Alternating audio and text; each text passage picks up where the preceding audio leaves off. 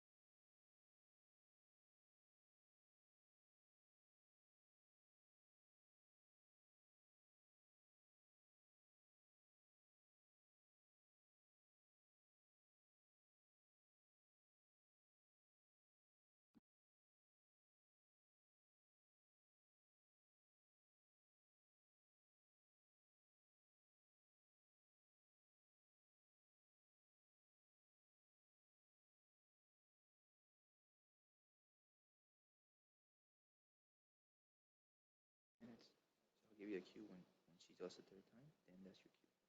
I'll let you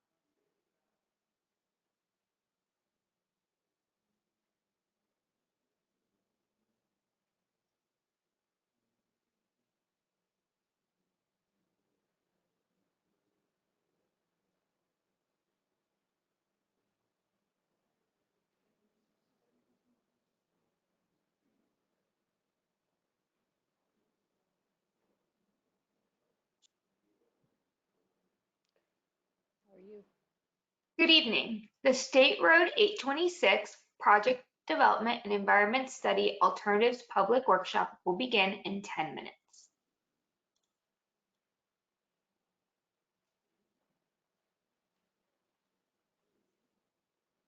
When somebody asks a question, and I guess what you want is microphones.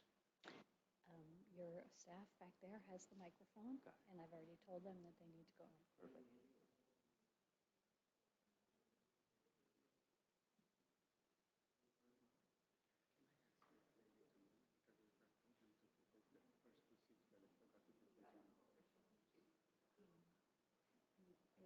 Is she, the back of her head showing? Okay, if you could.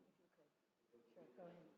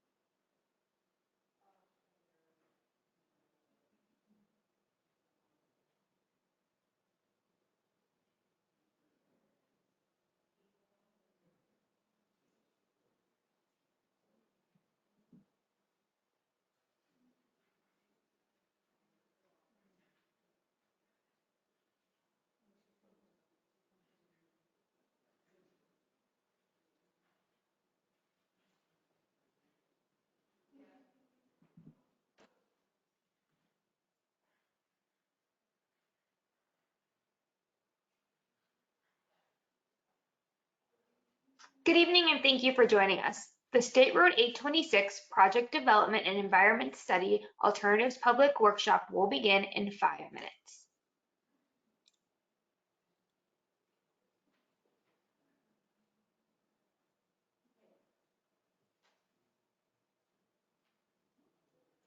Good evening, everyone. Before we begin our formal meeting, I would like to go over some housekeeping rules for the people who are here in attendance in our auditorium. Thank you very much for coming. For your information, restrooms are located at the exit door in between the two exit doors. The ladies' room and the men's room, and the restrooms are open for your use if you need them. We have two exit doors located in the rear of the auditorium, one door to the left and one door to the right in front of the auditorium. In case there is a need for an emergency evacuation, quickly exit the nearest door and report to meeting point 4, which is located on the south side of the auditorium near where our former ATM drive-through used to be. As soon as you arrive at your meeting point, please make your presence known to the meeting point aide, so you will be accounted for this facility. Do not re-enter the auditorium until the all clear is given by the command post. Thank you for helping us keep our visitors and employees safe.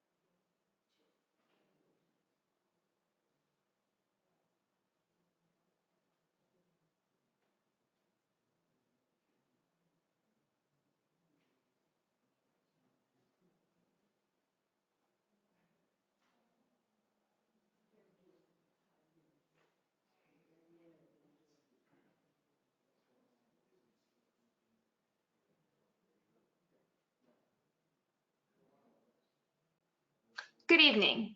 The Florida Department of Transportation, District 6, would like to welcome you to the Alternatives Public Workshop for the State Road 826 or Palmetto Expressway Project Development and Environment Study, or PD&E study. My name is Vanessa Spadafora, and I will be your moderator during today's meeting.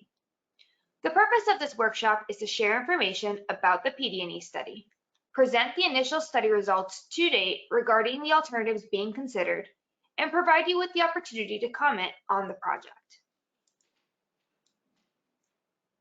The objectives of this PD&E study are to evaluate corridor improvements that will add highway and interchange capacity, evaluate the implementation of potential interchange and intersection improvements that will improve capacity, operations, safety, mobility, and emergency evacuation, provide relief from existing and projected traffic congestion, and support the optimal operations of the existing roadway network. The overall limits of the project are from US 1 or Dixie Highway to Northwest 25th Street, a distance of approximately 8.4 miles in Miami-Dade County. There are 3 primary sessions to this workshop: a pre-recorded formal presentation, followed by an exhibits overview video session, and a comment period. If you are participating virtually, questions and comments can be submitted using the GoToWebinar questions tool. Questions will be answered after the exhibits overview video session during the comment period. Comments can be submitted throughout the workshop and will be acknowledged by the project team. If you are participating in person, you will have the opportunity to fill out a comment card and/or ask questions during the comment period. All comments will be added to the meeting record. Before we start, I will explain some of the GoToWebinar features that will help you participate in this meeting. On your computer or device screen, you should see something that looks like the image in the upper right corner. To listen to the meeting, your computer or device speakers are selected by default. If you prefer to listen by phone, select phone call in the audio pane of the control panel and dial in using the information displayed. All attendees will be placed in listen-only mode throughout the meeting. Comments and questions can be typed in the questions tool. If you happen to experience technical issues during the meeting, please type the issue in the questions tool on the control panel to report it, or simply call 1-800-418-0524. Staff will do their best to assist you. This meeting is being recorded and will be available on the project website after December 17th. At this time, we would like to recognize any federal, state, county, or city officials who are participating tonight. Are there any officials who would like to be recognized? Please submit your name and who you represent in the chat box, and if you would like to make an oral statement. Officials who wish to make an oral statement will be called on by the moderator. While we wait for those attending virtually, Ryan, are there any elected officials with you in person who would like to be recognized or give an oral statement? No. I'll give it a few more minutes here. I'm also seeing none.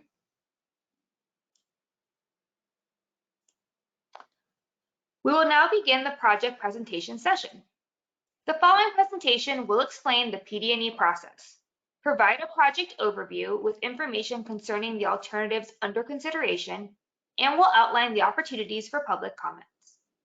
A copy of the presentation is available for download in the handouts tool of the GoToWebinar.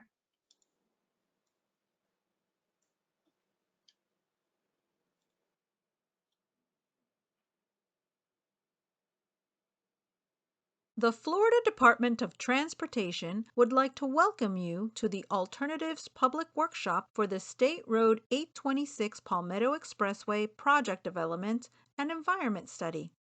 This workshop is being held relative to Financial Project Identification Number 432639-1-22-02, Federal Aid Project Number D 617-027, and Efficient Transportation Decision-Making Number 14308. The objective of the Project Development and Environment Study is to evaluate corridor improvements that will add highway and interchange capacity and interchange improvements from US 1 to Northwest 25th Street in Miami-Dade County, Florida.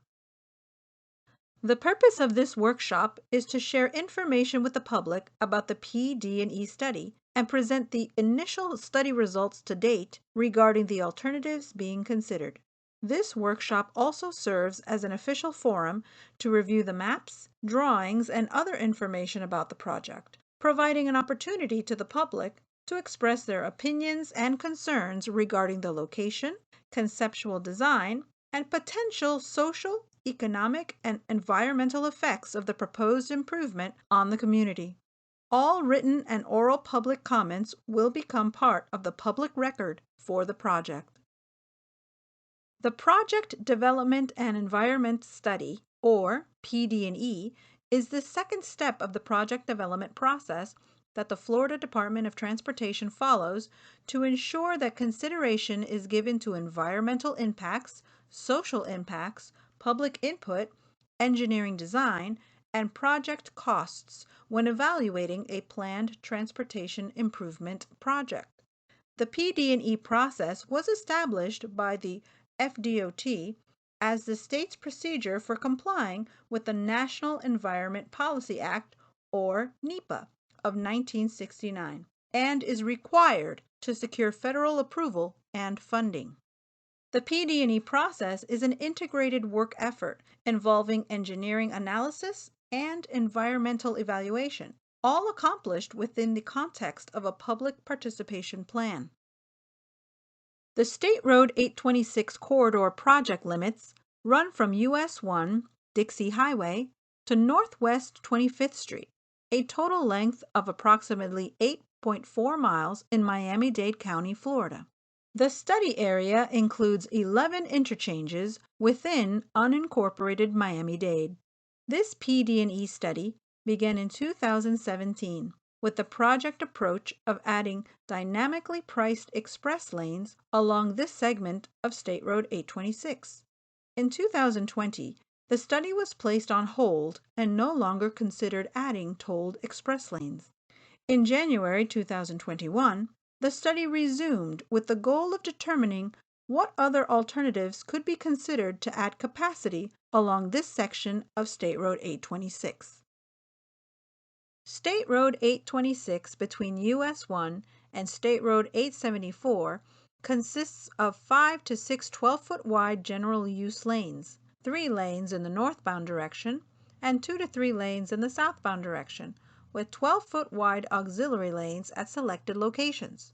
Between State Road 874 and State Road 836, the corridor consists primarily of 12 11-foot to 12-foot wide general use lanes, 5 lanes in each direction, with a 14-foot wide inside travel lane in each direction. This travel lane was intended to be a high occupancy vehicle, or HOV lane, once the final improvements were completed at the State Road 826, State Road 836 interchange. However, these lanes were never officially designated. This lane was designated as an HOV lane as part of the previous State Road 826 corridor master plan and PD&E study. The State Road 826 corridor is designated as a Strategic Intermodal System facility.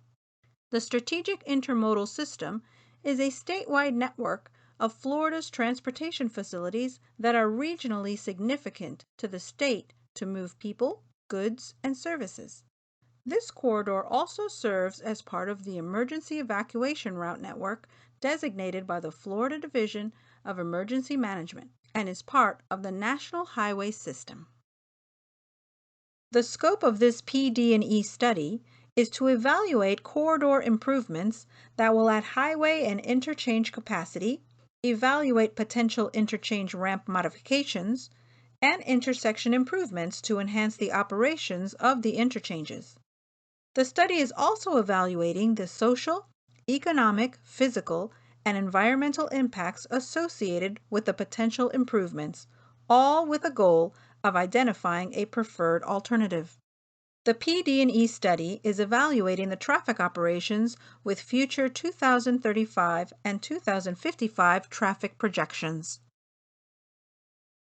The primary need for this project is to add capacity to the State Road 826 corridor to meet future transportation demand, improve travel time reliability, and to provide long-term mobility options. Other considerations for the purpose and need of this project include safety, system linkage, freight movement, and emergency evacuation.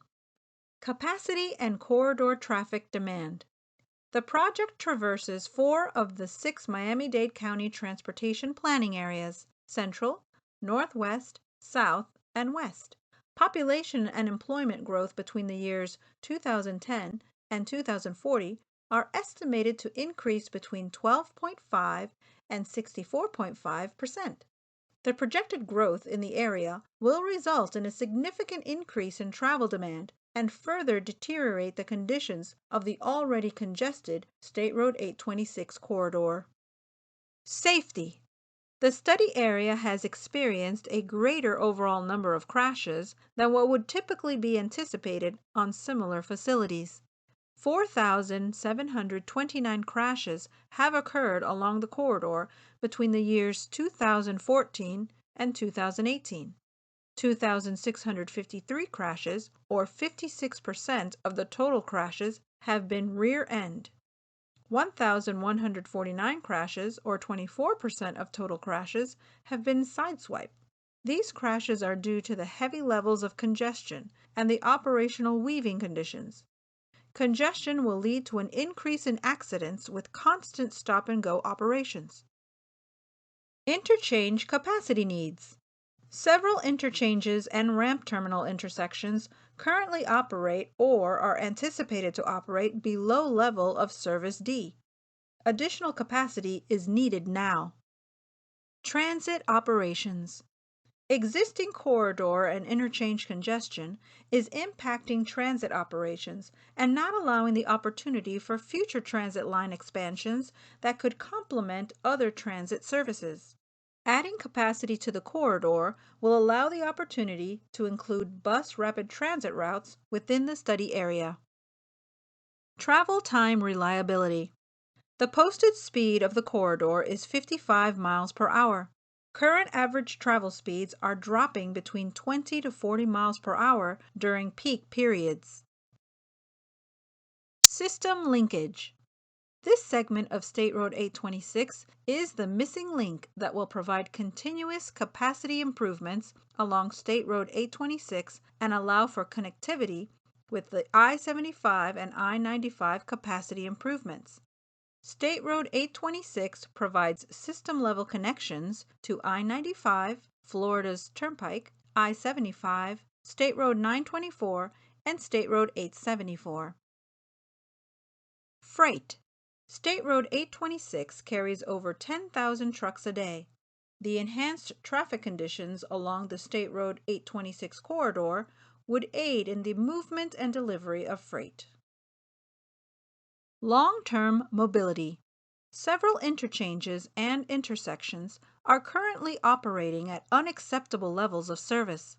Residents and workers in the surrounding area will face severe congestion, leading to an increase in accidents and to decreasing productivity that would affect the economic viability and quality of life in the cities surrounding the corridor.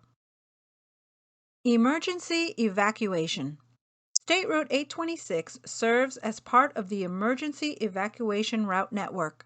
This corridor is critical in facilitating traffic movement during emergency evacuation periods, as it connects to other major arterials and highways of the state evacuation route network.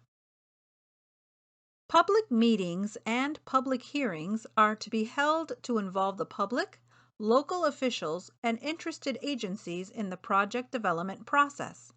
These public meetings and hearings provide information regarding the project's status and seek public input.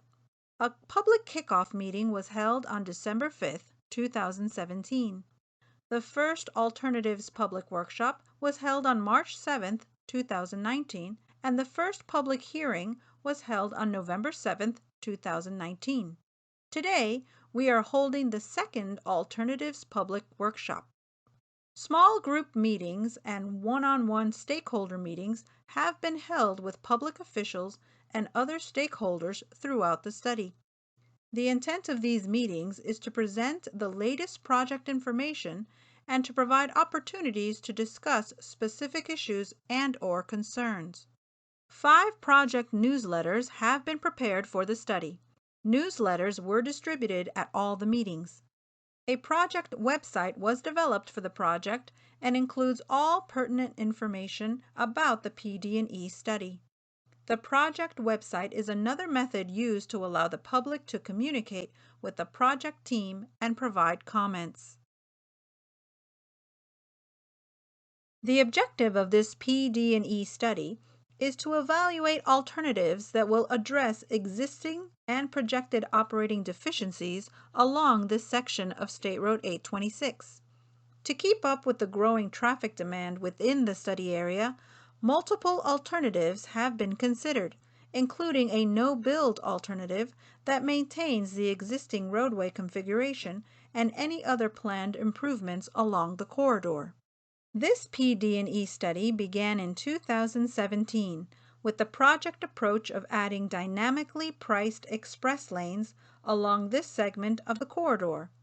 In 2020, the study was placed on hold to determine what other alternatives could be considered along this section of State Road 826. In January 2021, the study resumed with a new approach. The new project approach is no longer proposing express lanes between US 1 and State Road 836.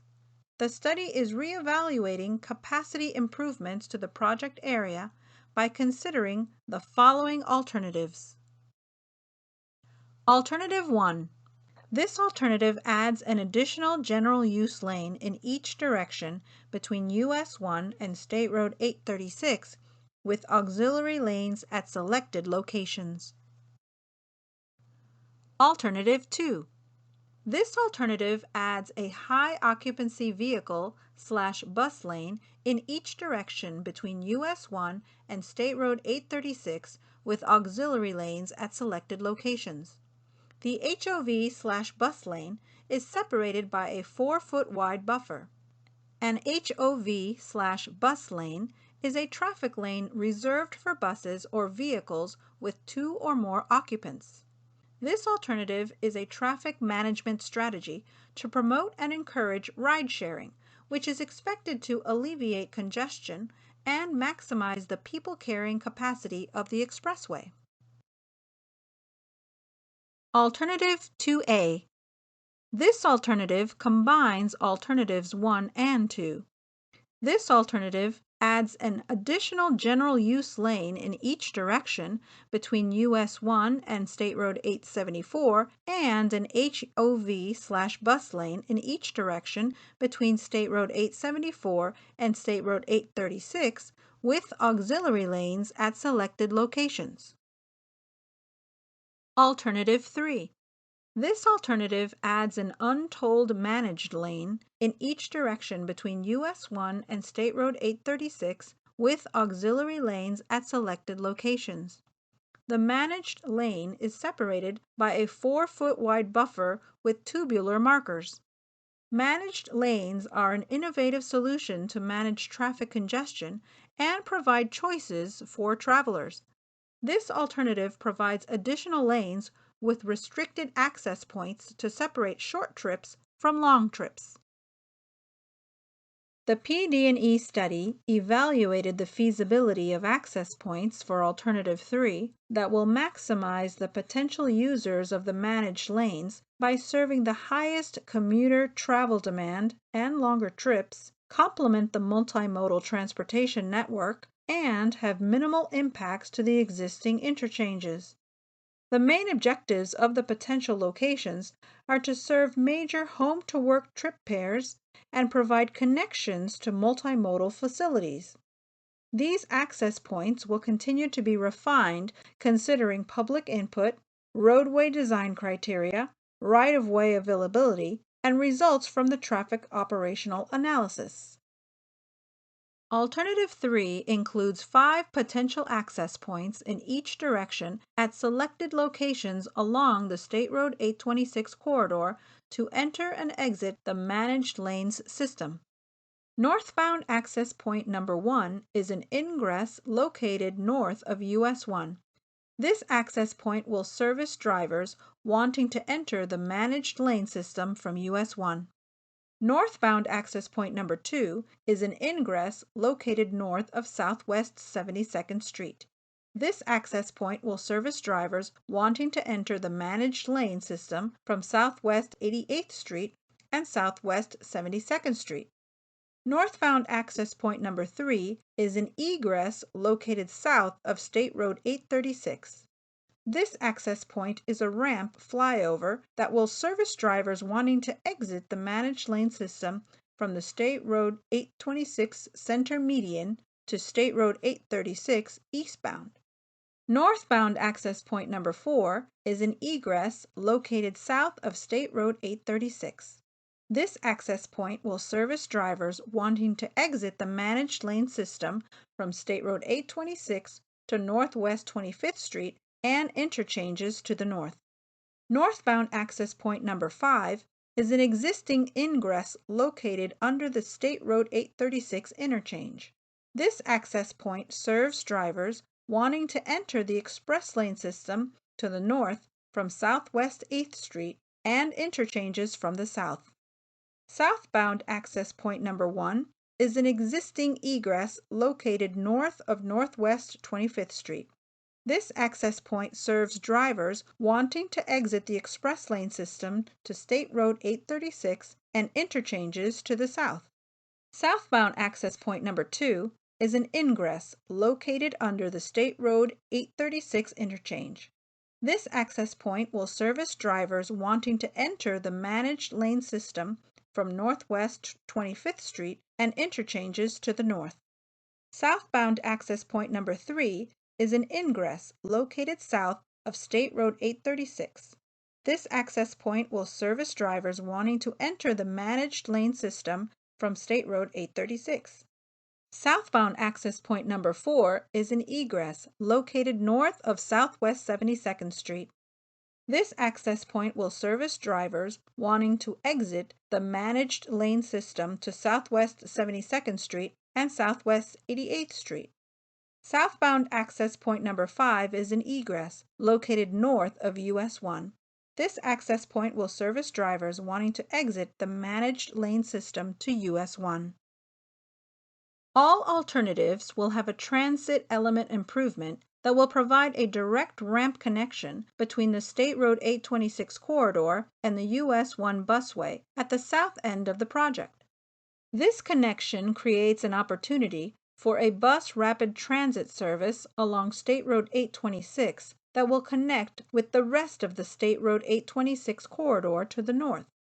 This transit service could have potential scheduled stops to other park and ride lots within the county.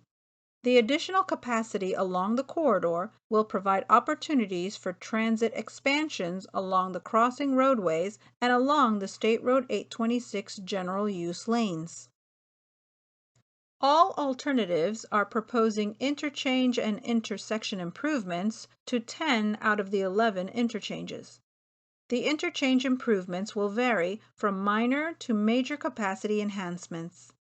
The major interchange improvements are proposed at Bird Road and State Road 836. The PD&E study is proposing to reconfigure the State Road 826 and Bird Road interchange to a diverging diamond interchange or DDI. A DDI eliminates the need for left-turning vehicles to cross the paths of approaching through vehicles. Eliminating the left-turning vehicles from crossing paths improve the operations of the turning movements to and from State Road 826. This improvement will reduce the number of signal phases and will process more vehicles through the intersections. Bird Road through traffic will simply travel together, with the vehicles turning into State Road 826 all in one traffic signal phase.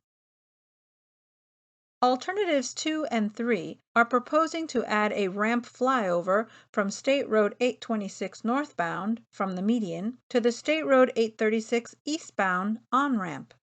This new ramp is the northbound access point number 3 on Alternative 3.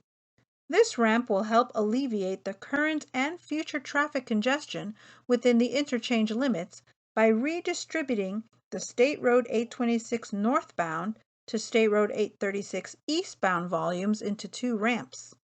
This new ramp flyover will be used by HOV traffic and buses in Alternative 2 and by managed lane traffic and buses in Alternative 3. There are 68 existing bridges and 2 culverts within the study limits. Under each alternative, bridges are being evaluated to identify how many bridges can be widened, how many need to be demolished and replaced, and how many new bridges are required to accommodate the future improvements. Alternatives 1 and 2A require 3 new bridges, 6 replacements, 6 demolitions, and 16 widenings. Alternatives 2 and 3 require 13 new bridges, 8 replacements, 10 demolitions, and 15 widenings. The existing corridor's 22 drainage systems will be enhanced to accommodate the storm water runoff from the roadway improvements. This will be accomplished by reconfiguring and optimizing the size and locations of all the ponds and swales within the existing and proposed right-of-way. Stormwater runoff will be conveyed and contained via existing and proposed ponds, swales, and French drains. Stormwater management systems proposed by this study will meet the current water quality and quantity permit requirements. Discharge attenuation requirements will be met as required by the South Florida Water Management District and Department of Regulatory and Economic Resources. Roadway and bridge widening over waterways will meet permit requirements from the South Florida Water Management District, Department of Regulatory and Economic Resources, Florida Department of Environmental Protection, and United States Army Corps of Engineers. The PD&E study is currently evaluating the social, economic, natural, and physical environmental benefits and impacts associated with the potential improvements. These environmental benefits and impacts will be considered during the selection of the preferred alternative. As a result of the currently proposed build alternatives, no impacts to community focal points or community facilities will result from the project. The project will improve mobility throughout, enhancing travel speeds and travel time for this vital SIS facility and cross streets, which subsequently supports economic development. Safety along the corridor will be enhanced through improvements to mobility, congestion reduction, and the provision of additional travel options along the corridor. State Road 826 is listed as a local evacuation route in Miami-Dade County. The project will reduce evacuation times needed for residents and visitors during emergency and hurricane evacuations. Temporary impacts to mobility due to congestion are expected during construction. No displacement or isolation of any population will result from the proposed improvements. Right-of-way impacts are anticipated to occur along some neighboring residential and commercial properties. All populations in the study area will be equally served with the proposed improvements. A cultural resource assessment survey was conducted for the proposed project. Historic resources were identified within the study area. No newly recorded archaeological sites were identified. No adverse impacts to historic or archaeological resources areas anticipated as a result of the project. The project falls within the limits of one state historic highway, Sunset Drive/Southwest 72nd Street. The improvements, which are compliant with the applicable provisions of the law, are needed to address the deteriorating operating conditions between State Road 826 and Sunset Drive. 5 publicly owned Section 4F recreational resources are adjacent to the project. No involvement with any of these protected resources will occur, and access will be retained during construction. Viable vegetated wetland habitat does not exist within the project limits. However, 32 roadway drainage/surface water features and 4 surface water canals were identified. Impacts to drainage/surface water features are anticipated to be compensated through the construction of the new stormwater management system for the project. The project will include a new stormwater management plan consistent with FDOT, South Florida Water Management District, and Miami-Dade County criteria. Therefore, no adverse impacts to water quality downstream of the construction area are anticipated. 6 federally listed wildlife species, 1 federally listed candidate species, and 3 federally listed plant species were identified within the study limits.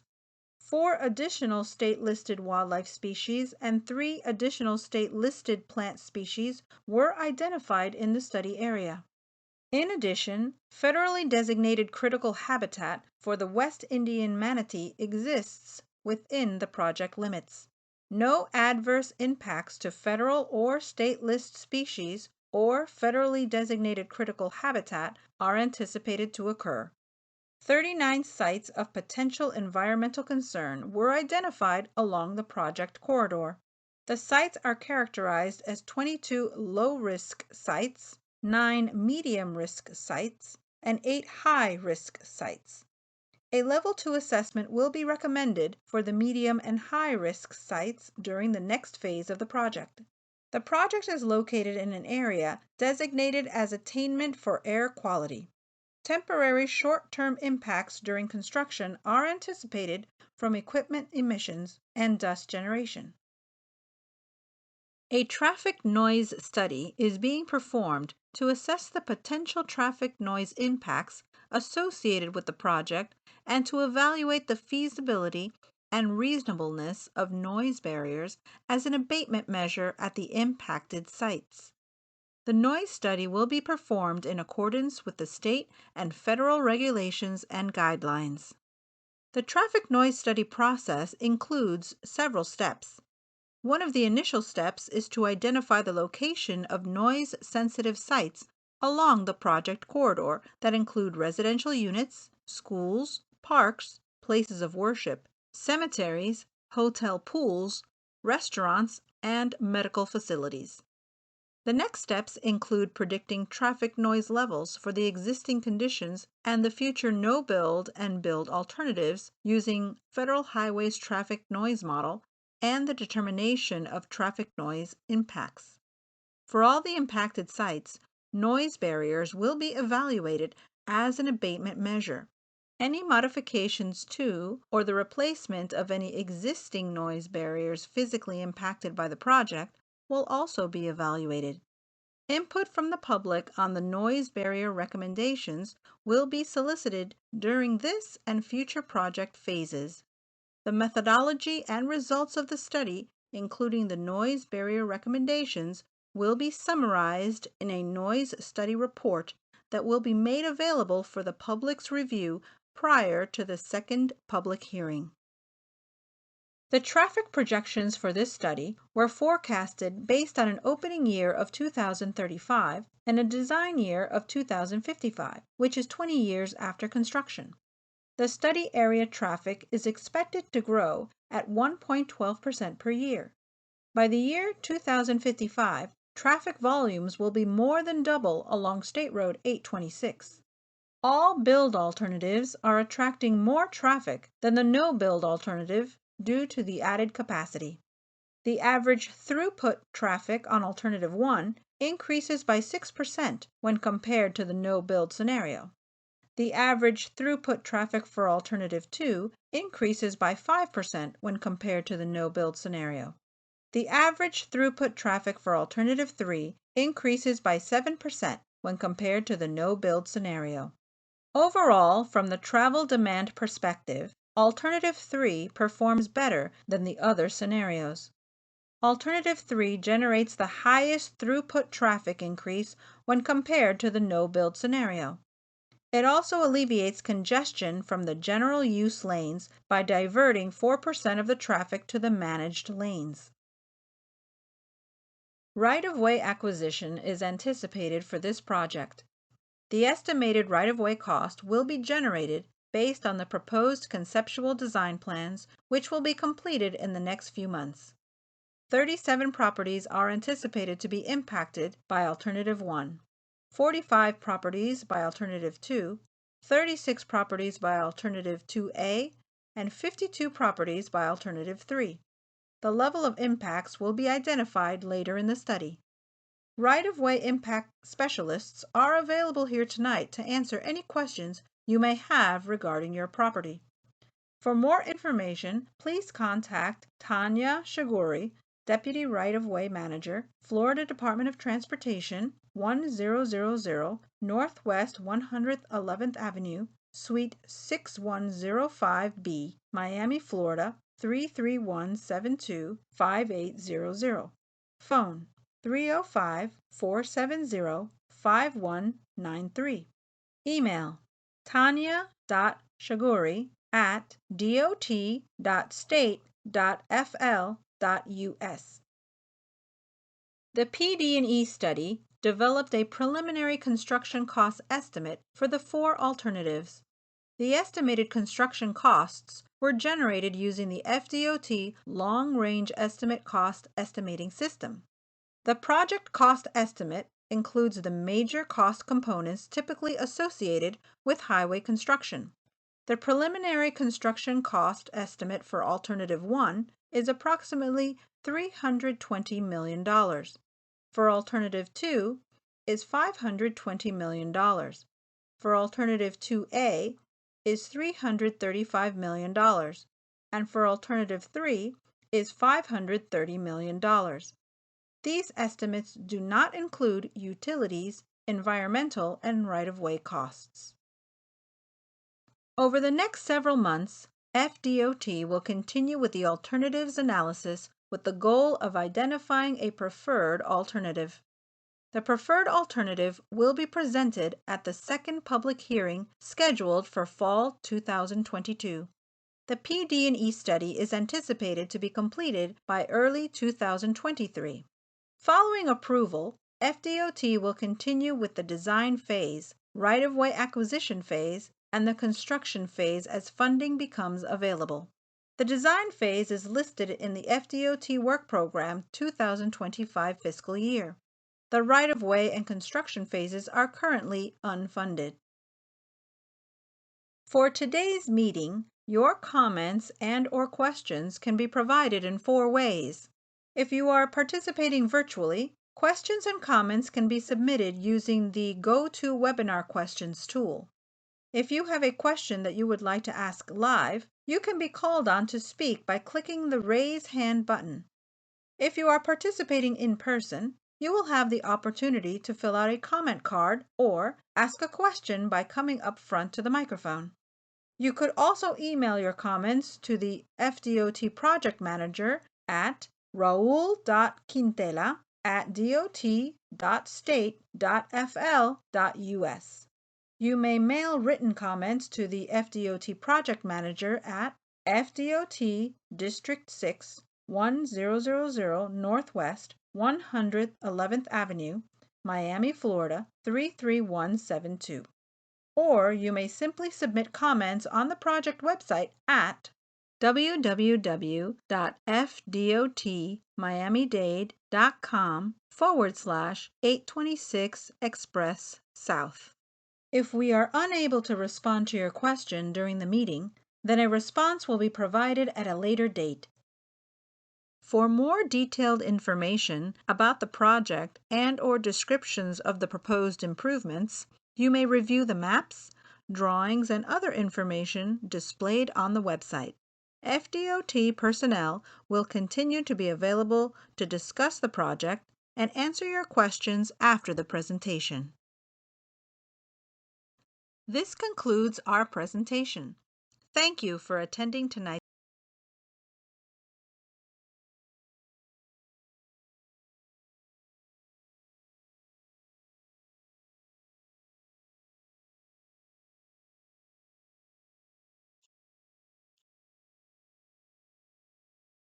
Thank you for participating in the project presentation session. Any questions about the presentation will be answered after the exhibits overview video session during the comment period.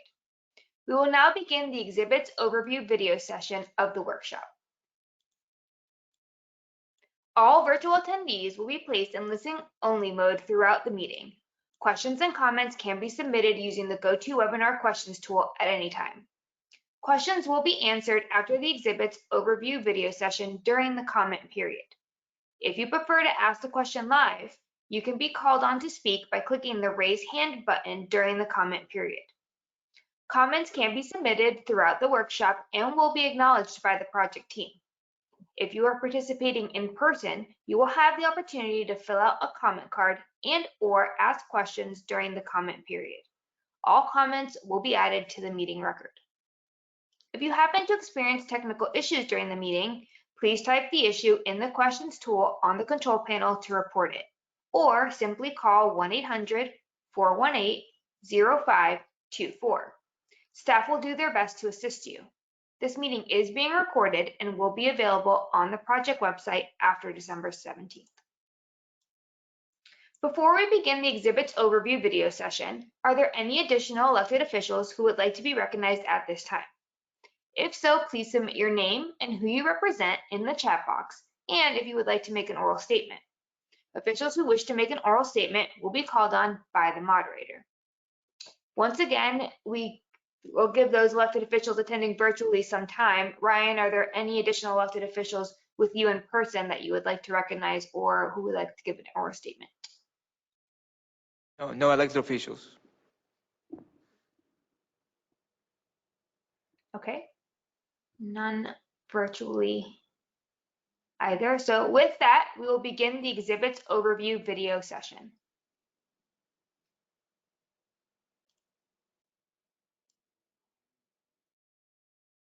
Welcome to the State Road 826 Palmetto Expressway PD&E Study Alternatives Public Workshop.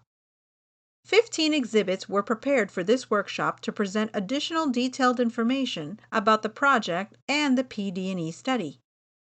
These exhibits can be viewed and downloaded from the project website www.fdotmiamidade.com/826 Express South by clicking the Documents and Publications link and scrolling down to under Alternatives Public Workshop.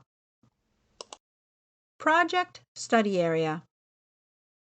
This exhibit depicts the project study area from US 1 Dixie Highway to Northwest 25th Street, the corridor interchanges, and the municipalities surrounding the project corridor.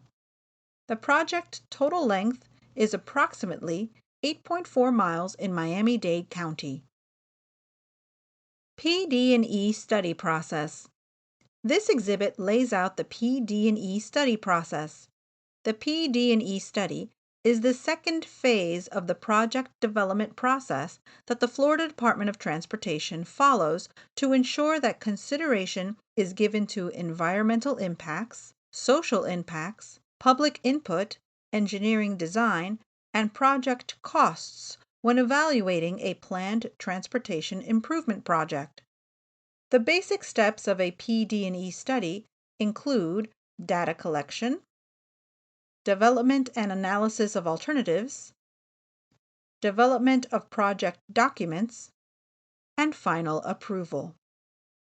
Public involvement is a very important part of the PD&E study process. PD&E studies engage the general public, elected officials, appointed officials, and federal, state, and local agencies in developing and evaluating alternatives. Stakeholders have opportunities to weigh in through various community meetings, board presentations, public workshops, and public hearings. Needs of the project. This exhibit summarizes the purpose and need of the project. 9 areas of this important corridor are currently not meeting the needs necessary to operate in optimal conditions. increases in travel demand and population, high number of crashes, poor transit service and operations with low expansion potential, interchange capacity needs to access in and out of the corridor, travel speeds drop to as low as 20 miles per hour during peak hours, poor traffic conditions are impacting movement and delivery of freight. This section of State Road 826 is the missing link for additional capacity needs to complete the necessary improvements to serve the users of this corridor from US 1 all the way to I-95.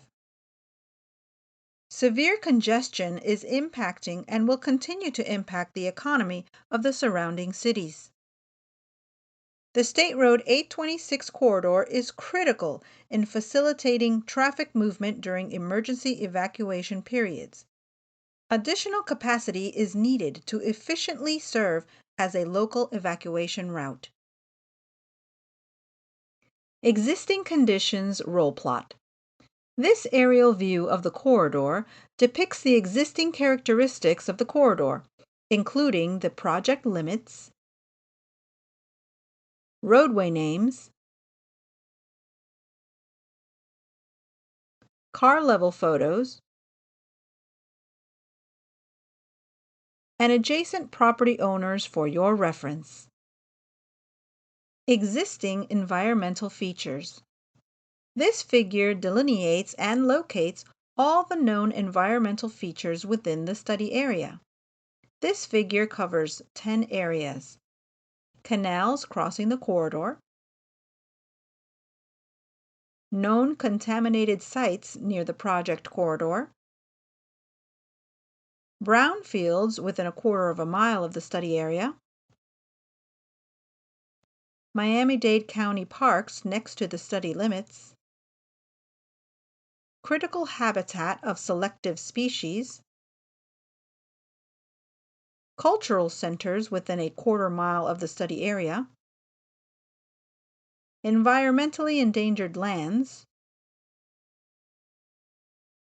existing noise barriers,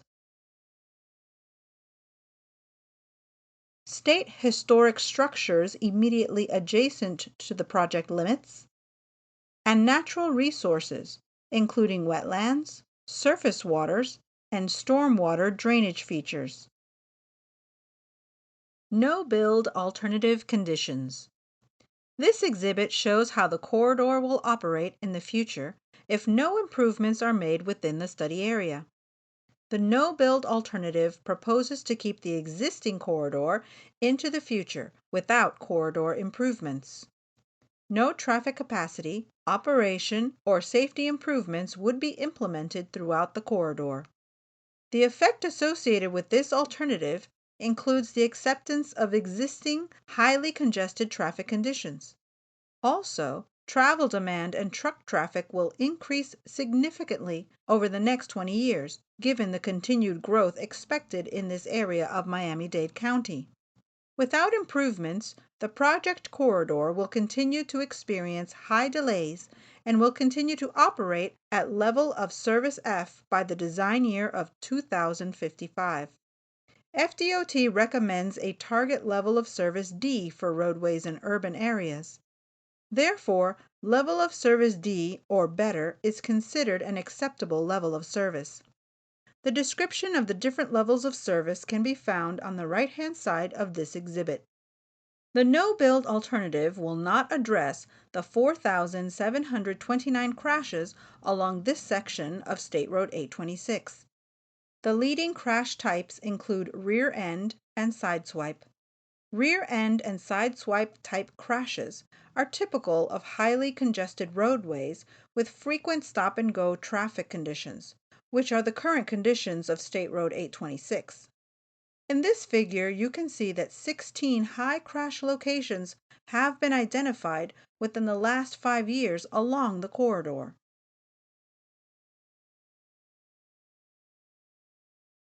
State Road 826 roadway typical sections.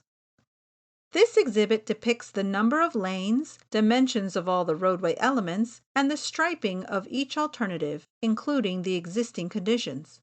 The project limits were divided into two sections, between US 1 and State Road 874, and between State Road 874 and State Road 836.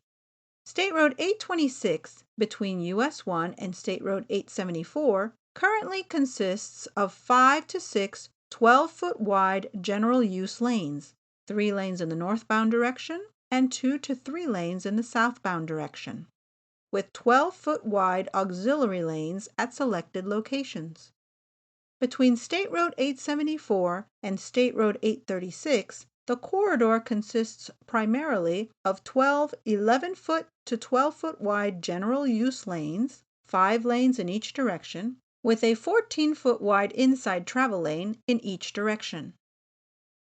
Alternative 1 adds an additional general use lane in each direction between US 1 and State Road 836 with auxiliary lanes at selected locations. Alternative 2 adds a high occupancy vehicle/bus lane in each direction between US 1 and State Road 836 with auxiliary lanes at selected locations. The HOV/bus lane is separated by a 4-foot wide buffer. Alternative 2A combines alternatives 1 and 2.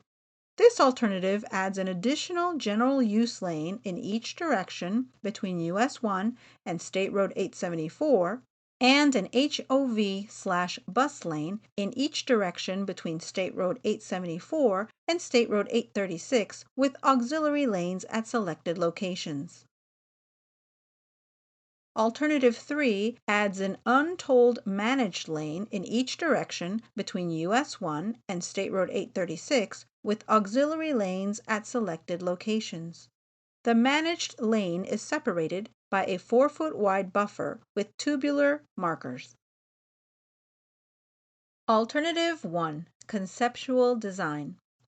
This exhibit is a roll plot of the Alternative 1 design. The exhibit divides the project limits in 2 segments. The top segment is from US 1 to north of Bird Road, and the bottom segment is from north of Bird Road to north of Northwest 25th Street. In this roll plot, north is to the right. On the left-hand side of the exhibit, you will find a legend defining each color and line shown on the roll plot.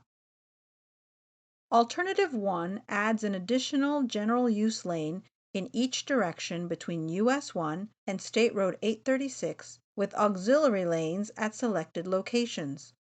On this exhibit, you can see the black shape depicting the footprint of this alternative. The gray shapes are bridges along the corridor.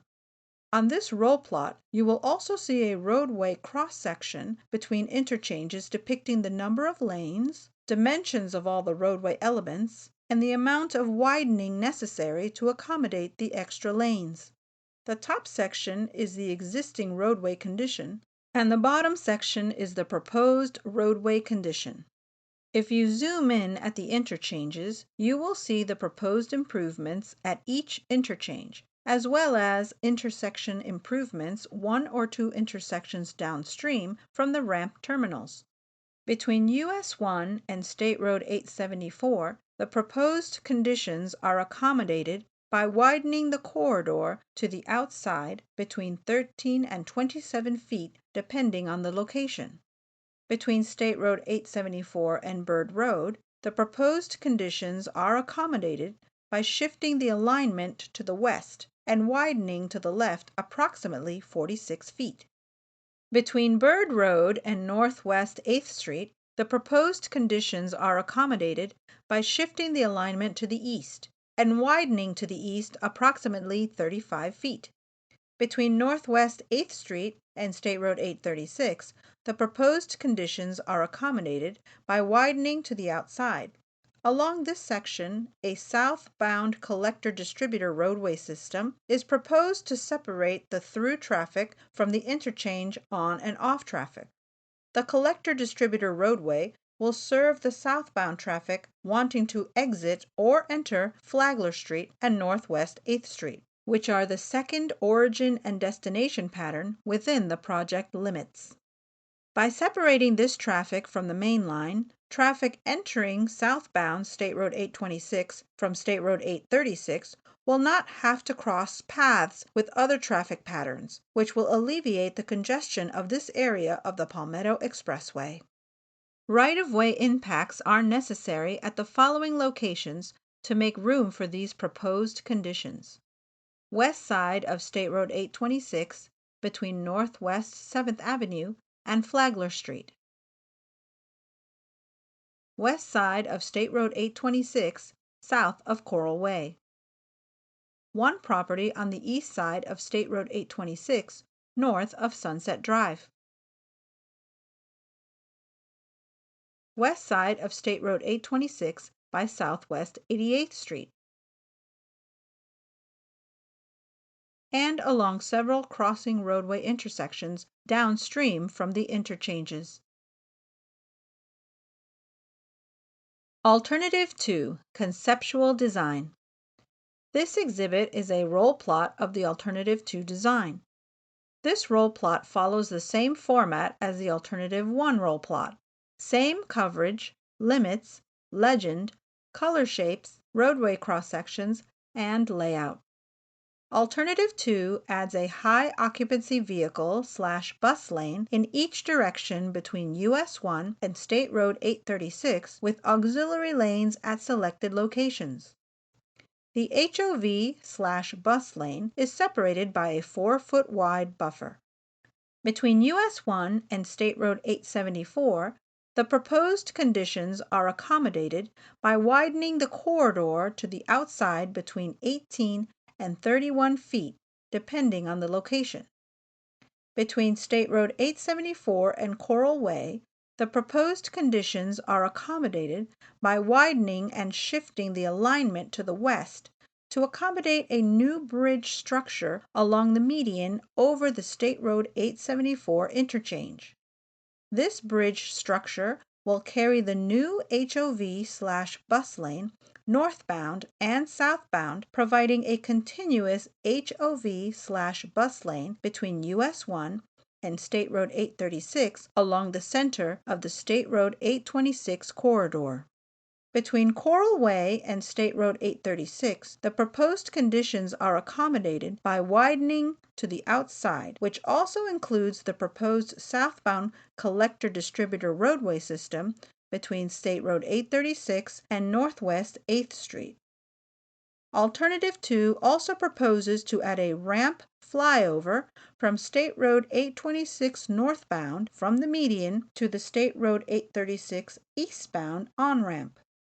This ramp will help alleviate the current and future traffic congestion within the interchange limits by redistributing the State Road 826 northbound to State Road 836 eastbound volumes into 2 ramps.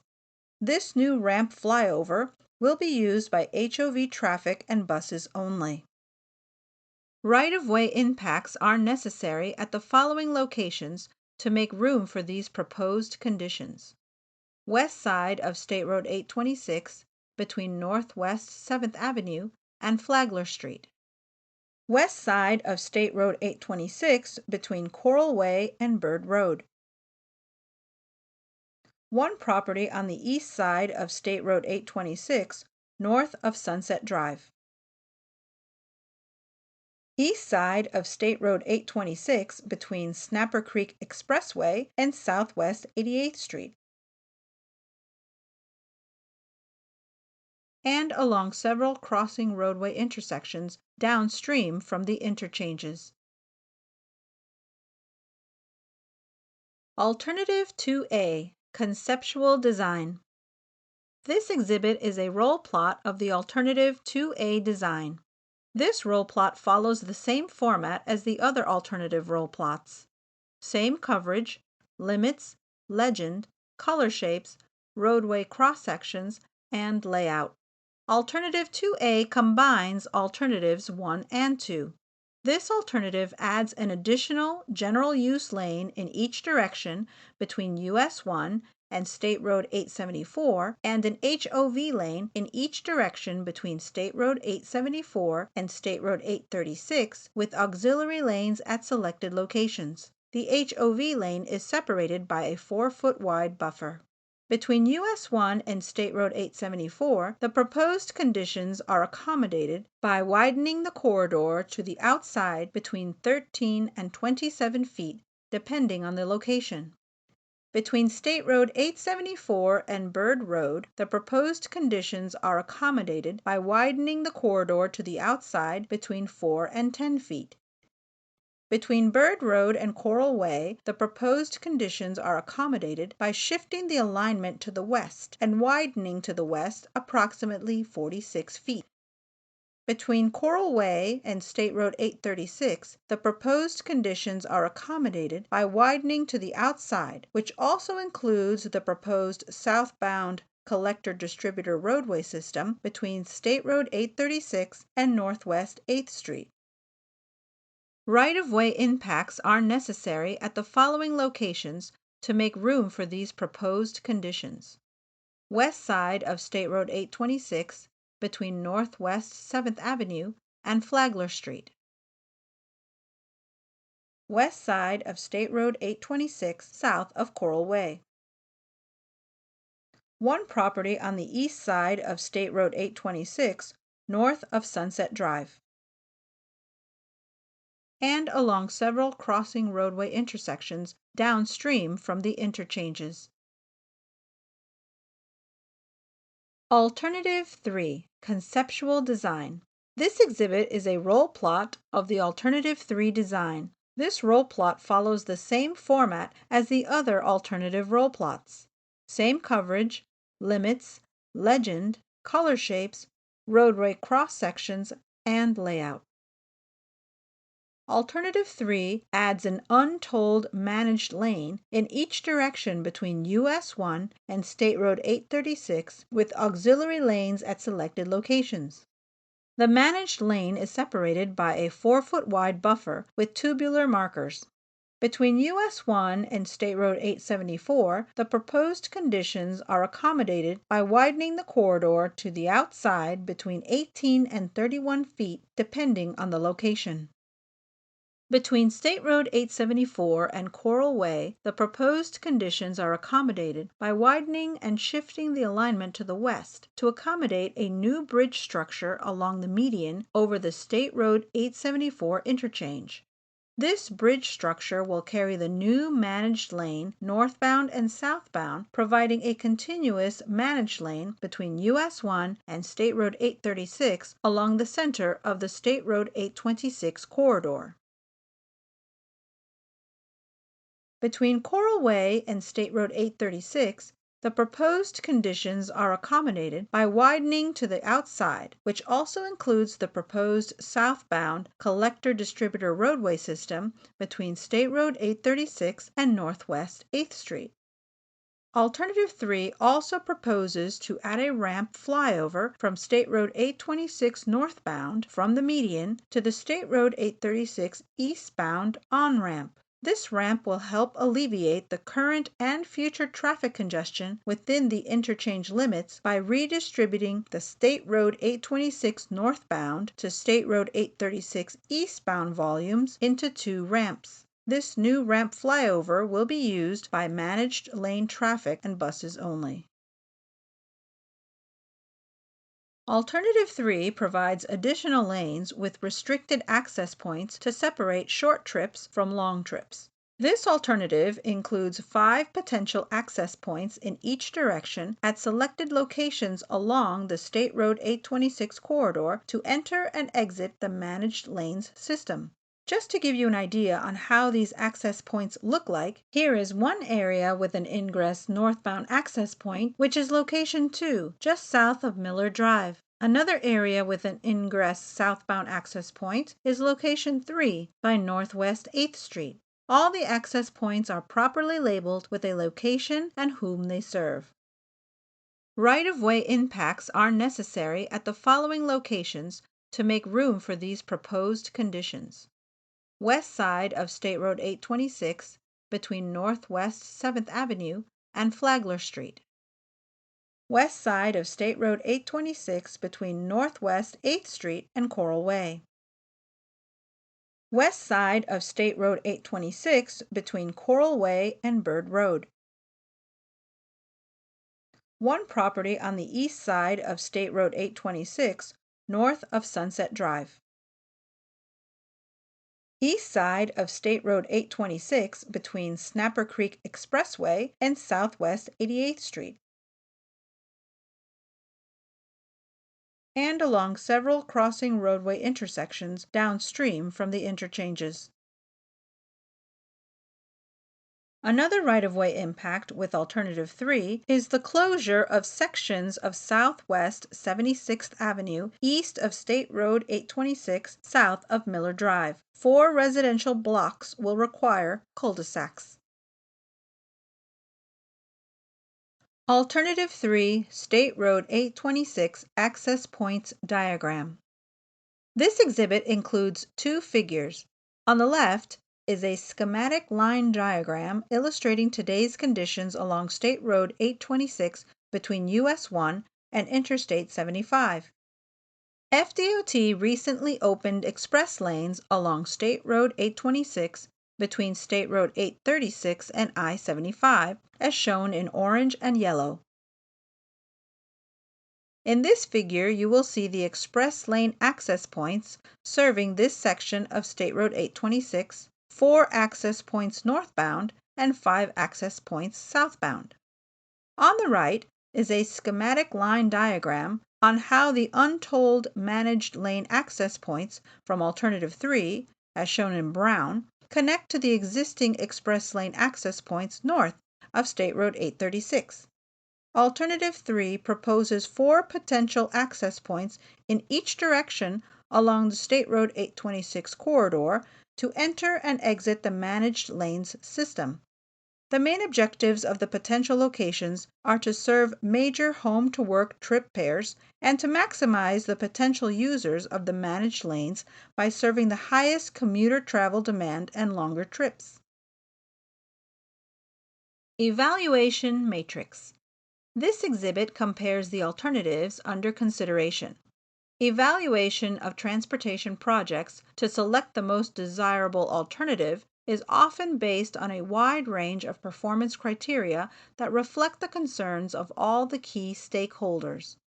The no-build and build alternatives are currently being evaluated based on a selected criterion of variables and parameters, as you can see on the left-hand side of this exhibit. The various criteria used in the evaluation is listed at the bottom of the exhibit. The evaluation methodology used in this study involves a combination of both comparative qualitative and quantitative analyses to identify a preferred alternative. This evaluation matrix is a work in progress and will continue to be populated as the study continues with the alternatives analysis efforts. PD&E Study Milestones Schedule. This exhibit is the most recent schedule of the PD&E study. Today, FDOT is hosting the second Alternatives Public Workshop. Over the next several months, FDOT will continue with the alternatives analysis with the goal of identifying a preferred alternative. The preferred alternative will be presented at the second public hearing scheduled for fall 2022. The PD&E study is anticipated to be completed by early 2023. Following approval, FDOT will continue with the design phase, right-of-way acquisition phase, and the construction phase as funding becomes available. The design phase is listed in the FDOT Work Program 2025 fiscal year. The right-of-way and construction phases are currently unfunded. Newsletter number 5. An Alternatives Public Workshop newsletter is also included on the project website for download. This newsletter is the 5th in a series of newsletters about the State Road 826 PD&E study. Through these newsletters, FDOT notifies the public about upcoming meetings and provides periodic updates on study activities. The newsletter summarizes the highlights of the study to date. Page 1 includes a description of the study and explains what a PD&E study is. Pages 2 through 5 describe the alternative analyses and the alternatives under consideration. Page 6 includes the PD&E study schedule, next steps, and the project contact information. This concludes our video presentation. Thank you for attending tonight's public meeting.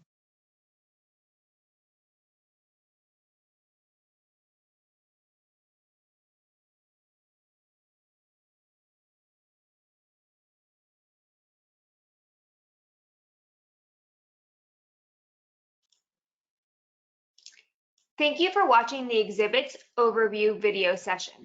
Any questions not answered by the exhibits will be answered during the comment period session.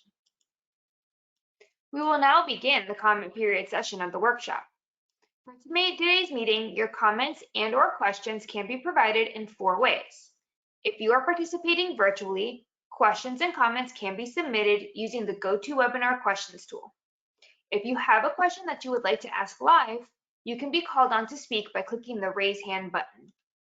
If you're participating in person, you will have the opportunity to fill out a comment card or ask a question by coming up front by the microphone. You could also email your comments to the FDOT project manager.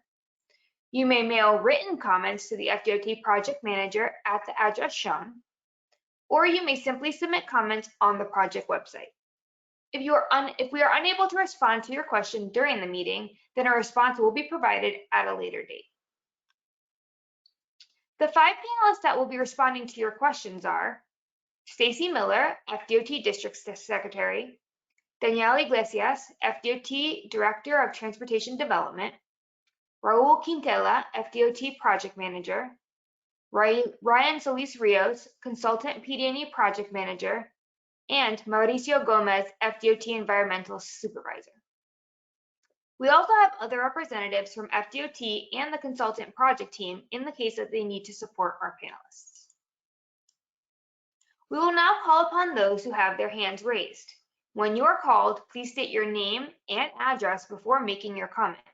If you represent an organization, municipality, or other public body, please provide that information as well. We ask that you limit your input to 3 minutes. If you have additional comments, you may continue after other people have had the opportunity to comment. We will begin with any questions from in-person participants. Is there anyone in person who would like to ask a question or make a comment? Vanessa, we have a little change. We do not have a microphone in the center of the room. We are asking people who are here in person who would like to ask a question to please raise your hand. We have staff who will bring a microphone to you. And we have 3 people currently holding their hands up. We will go first to the lady in the back of the room. Please state your name. Mariela Marrero. For this project, can you please give a better definition? Can you please give a definition of the managed lanes untold?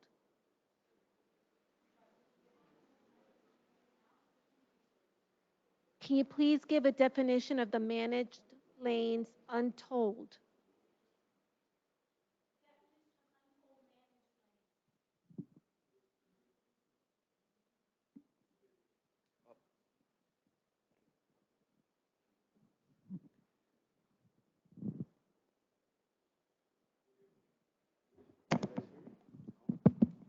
Hello? Can you guys hear me now? Okay, good evening. The definition of untold managed lane is a lane that we manage the access to it by restricting access points. Like as we show in the exhibit that we're limiting the crossing roads that can access that lane. So that's why what we manage is the traffic by restricting the access to it. It's meant for long trip travel. Okay. And it's untold because we don't charge anything. go on that lane. I have a second question. At what point, who decides, who makes the decision as to which alternative the FDOT will go with? I don't- She asked who makes the decision which alternative the department will ultimately go for. After this meeting tonight, we're gonna enter into the selection of the preferred alternative, and we have different factors to make that decision, but that's the FDOT will decide what is the preferred alternative with our consultant engineers will help us do that.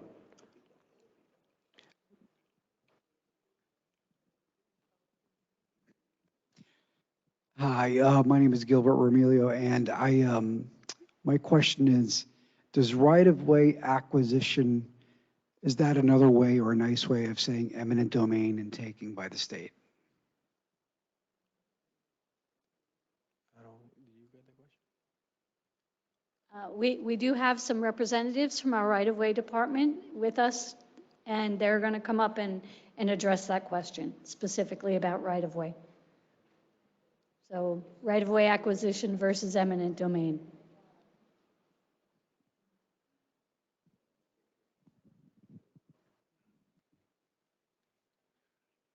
Good evening.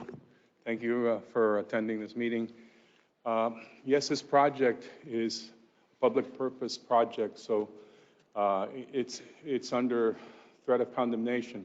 However, most of the impacts are residential impacts, and we apply the Uniform Act of 1970, which is intended to mitigate congestion in the courts and alleviate and promote agreements. It's very fair and just, but again, the engineers have not made a final decision on the final alignment for this project.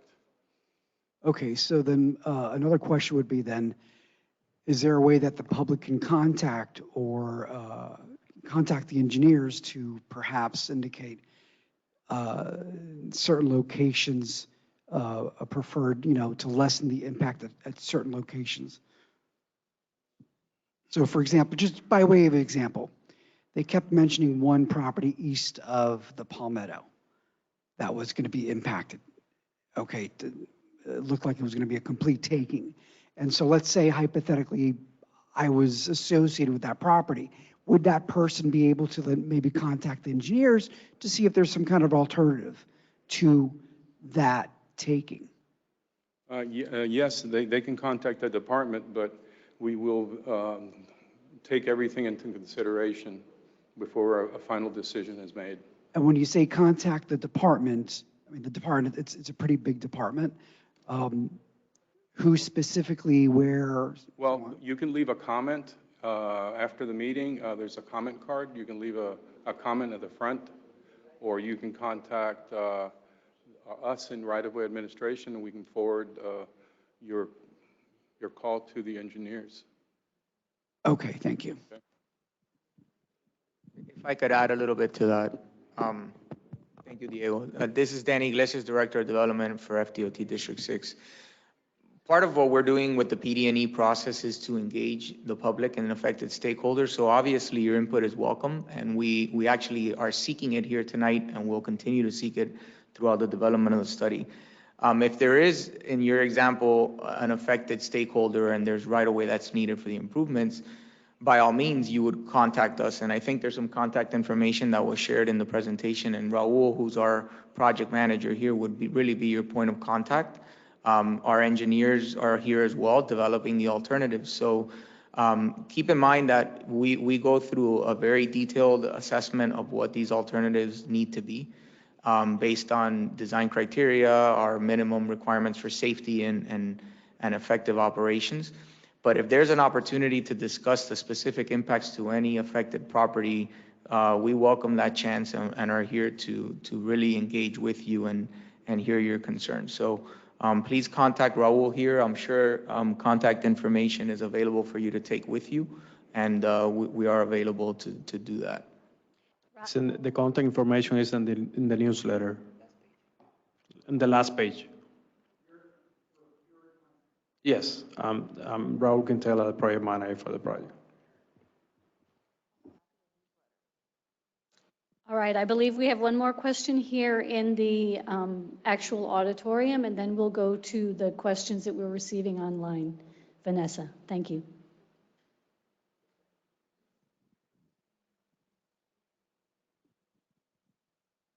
Good evening. My name is Ramon Perez Dorbecker. I have two properties that might be impacted by the project that we have been presented with. One is 2950 Southwest 77th Court, and the other one is 3040 Southwest 77th Court. It's just a couple of houses, one away from the other. From what I've seen here on the slides presentation, I cannot really determine if my properties are in the right of way of the project that you just want to construct. And I wonder if you are able to explain that to me this evening. I'm sorry, I have a hearing problem, so I'm having my wife here pass over to me what they're talking, okay? Yeah. We got your addresses, those two addresses. He's checking right now to see if we can give you more detailed information for those two properties.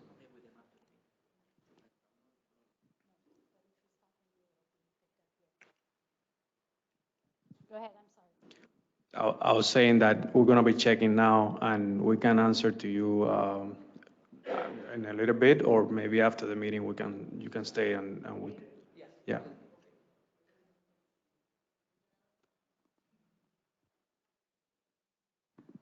I'd like to know what is the criteria that you're going to be using in order to establish which of the alternatives you're going to approve. Ryan, do you want to answer that? If you notice in the exhibits overview, we have an evaluation matrix.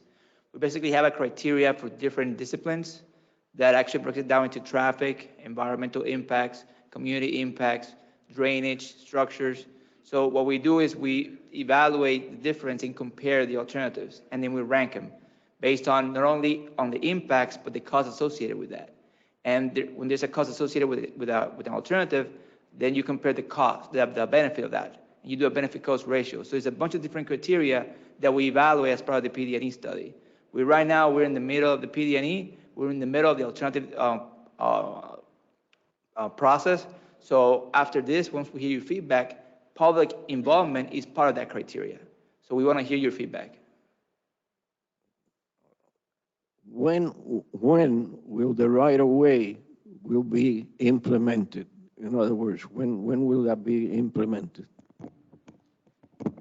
Currently, the phase, after the PD&E phase, we're going into the design phase, which is already funded for year 2025. During the design phase, we determine the exact right-of-way impacts that we're gonna need for the project, and that's when the right-of-way acquisition starts. So we don't anticipate this to start earlier than 2025. When will the right-of-way, when will the project start? The construction? We don't know that. Currently, construction is unfunded. What we know is the design phase is going to start in 2025. And the length of construction? Sorry? The length. How long would it take for the project to be completed? I would say it depends on the preferred alternative, but for a project like this, this is probably 4 or 5 years. I think it's too early to determine that, way too early to determine that at this point in time. Every alternative here is going to involve, different construction activities and a different schedule. And the way we deliver the project will also determine how faster or how it's delivered with respect to construction. So it's just too early to tell at this point. All right, Vanessa, do you have anybody online with questions? I do. So I am going to unmute Carmen. Oh, Carmen Ayala, you have your hand up, so I'm going to unmute you. Give me.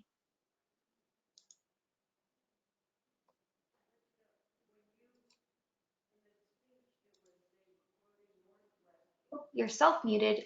I guess you can unmute yourself. I'm sorry, we have somebody online who's going to ask a question, and then we'll go back to the people in the audience. Thank you very much. We're just trying to give everybody an equal opportunity. Go ahead, Vanessa. It says that she is self-muted. Carmen Ayala, you have your hand up. If you can unmute yourself.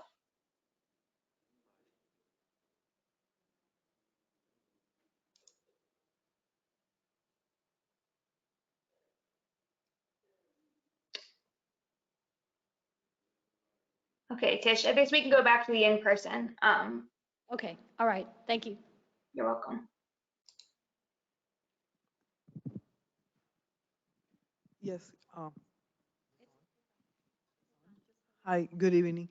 I would like to find out if my property is involved in this project. How can I find out? If your property, It's involved in the project. could you give us your address, please? 7745 Southwest 32nd Terrace. Okay, 7745 Southwest 32nd Terrace.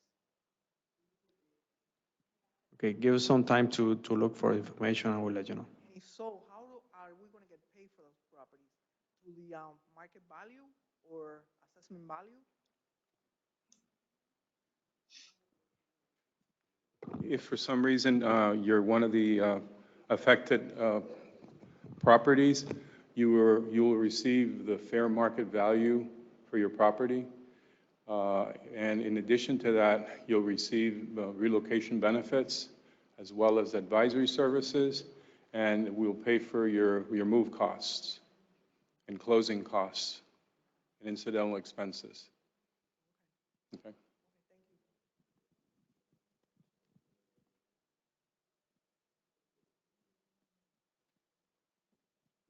I'd like to propose that you open Southwest 16th Street as a through street over the Palmetto or have an entrance there.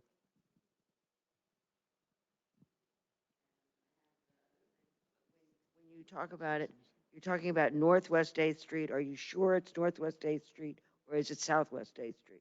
Which one is it? When you, in the program, you were quoting Northwest 8th Street, and I don't think that's correct. No, Southwest 8th Street. Yes, in the program it was Northwest. And I had one more thing. Oh, I'd like to know where the bridges are, where you propose the bridges. I'd like that to see that. I've never seen it before. Ryan, do you want to answer that? Give,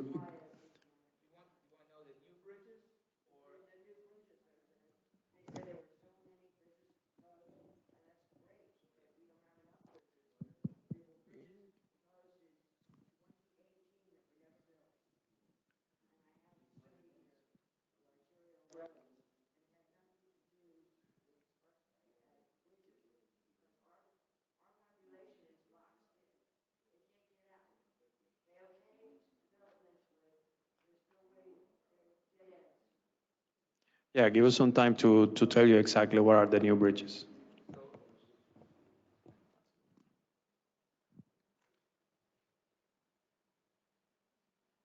See.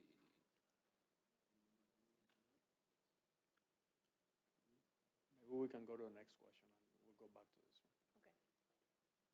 one. Do we have any more questions for anyone in the room while they look up that information? Oh, yes.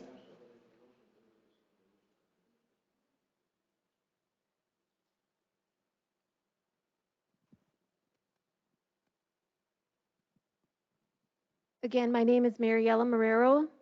I'm asking about the surface traffic lights. So for instance, whenever they mention a project like this, they always say it starts on Northwest 25th Street. That was also the issue when they did the 836 exchange. but it doesn't really benefit because unless the lights at the bottom of the ramp work in order to flow, allow traffic to flow, no matter what you do, how much money you spend, there's going to be traffic because that is the bottleneck. So for instance, if you're coming from the Palmetto south to north and exiting on Northwest 25th Street, you have to cross over 3 lanes from what they did from the 826, 836 interchange, just to get to Northwest 25th Street exit. The lane to the far right is a dedicated lane, but it also has a part of it, which is for when cars break down, I guess the swale or whatever they call it, and the police stop you, so you can't even use that as a lane. The lights don't change quickly enough because, of course, that's a major intersection for the trucks trying to get onto the Palmetto North from the surface on Northwest 25th Street. So on the brand new 826, 836 interchange, the traffic is backed up all the way over the ramp from the 836 trying to get onto the 826 North. So all of that they did, it didn't matter.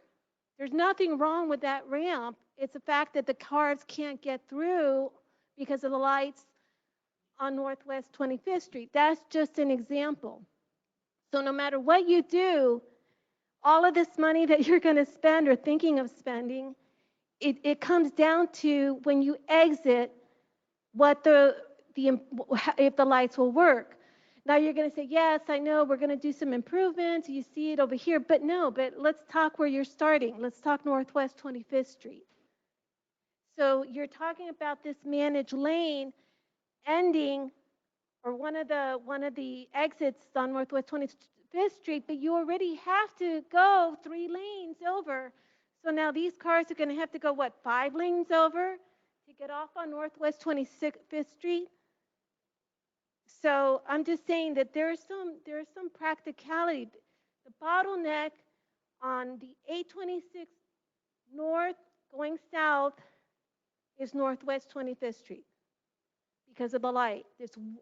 You've seen that exit right next to now where they have the Jackson. On the 826 south going north is also Northwest 25th Street. The traffic going the Palmetto north to south is where the express lanes end right after 8th Street, where you also have the traffic merging from the 836 to 826 south. All of that's happening in the same spot. All of that was already, we paid for it, and it's not right. And you're saying pay for it again. So what are you going to start? Let's start from the very basics. How are you going to fix Northwest 25th Street? Because that's an issue. And that's a symptom, or it's exactly what happens at the other exits. And it's exactly what backs up traffic. And it's a low-cost solution to what you're proposing, which will not get fixed if people can't get to the surface roads because of the lights. So what are you going to do for Northwest 25th Street?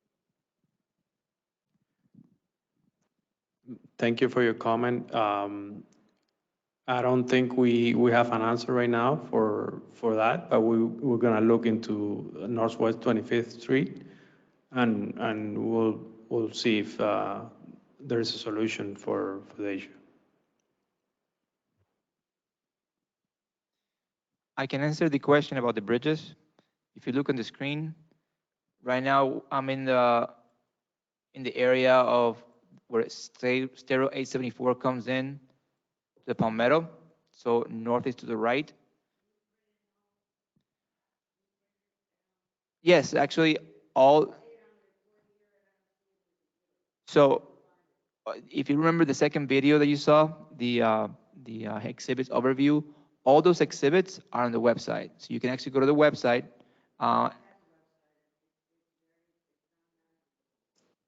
If you want, after the meeting, I can show you how to navigate and find those exhibits.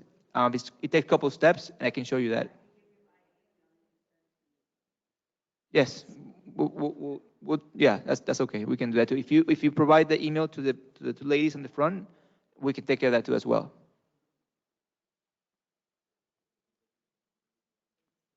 Vanessa, do you have any questions for the people who are participating virtually? So the only one with their hands up is still Miss Carmen Ayala. So I'll try one more time because I don't want her. Miss Ayala, if you could please, I've unmuted you on my end. You just need to unmute yourself.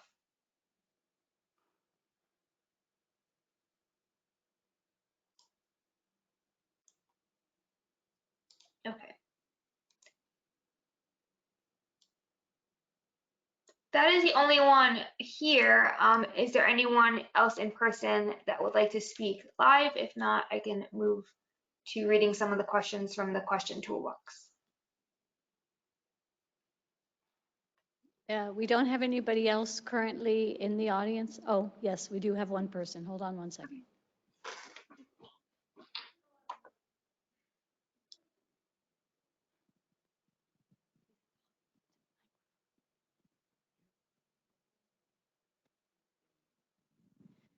Okay, again, my name is Mariela Marrero.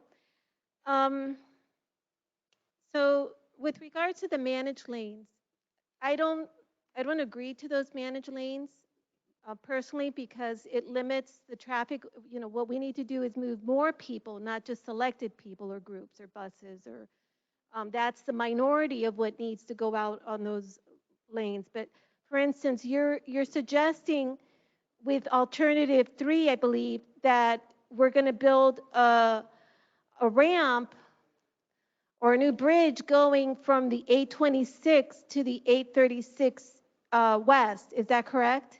826 north to the 836 west. Is that right? 826 north to 836 east. East. Okay. So, but we already have the entrance from 8th Street to the Palmetto. The entrance on the Palmetto that goes to 836 East. We already have the main, you know, in other words, there's already a couple of ways to get to the 836 East. Why do we need still another one? That's just, and that one a dedicated managed lane. So it just doesn't make sense because when we did the 826, 836 interchange project and we had two ways of before that we had two ways of getting from the 836 east to the 826 south, people thought that was nuts. And now we're kind of going back and we're saying, yeah, well, maybe that wasn't such a bad idea. We're going to do that again, but in the other direction. It just doesn't seem to make any sense. With regards to the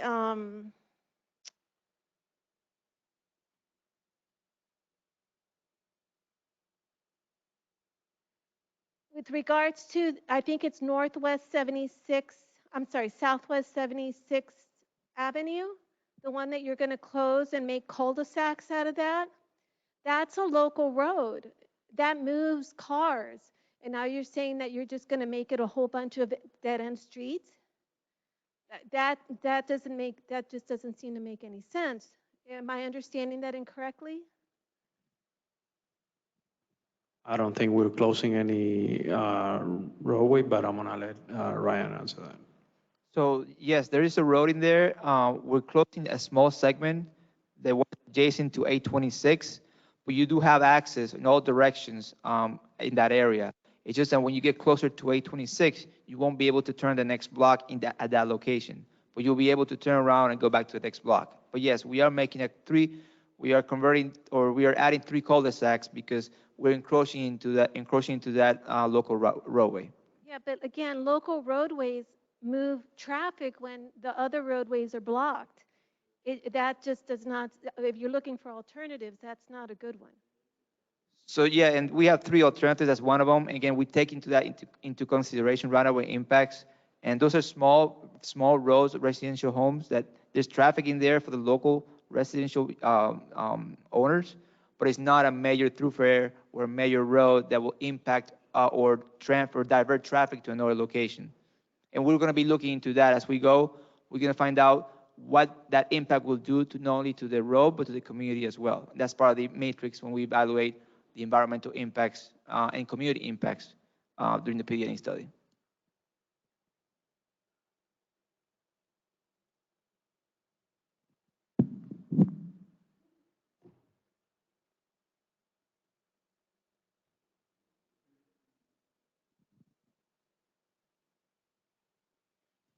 Hi, good evening. My name is Mercedes Menendez. I am one of the owners that are probably going to be affected. I don't know because we don't have the certain. You just send a letter saying that you probably would be affected, but I think any of us know for sure. I think we should get a letter saying yes, you're going to be affected or not. I know that you're studying the options, and I understand that. But this is our houses. This is where our family live. It's the major things for us. We have a lot of questions. I don't know if you're taking in consideration that probably many homeowners, they finance in the past, and now they can finance in the present because they don't qualify. Because probably they were making a lot of money in the past, and now they don't have job. So yes, you pay for the value of the house, but for everybody that have a mortgage on the house, have to pay that money. And they're not going to be able to get that mortgage again. So my question is if you have any department that will help with financing or anything like that.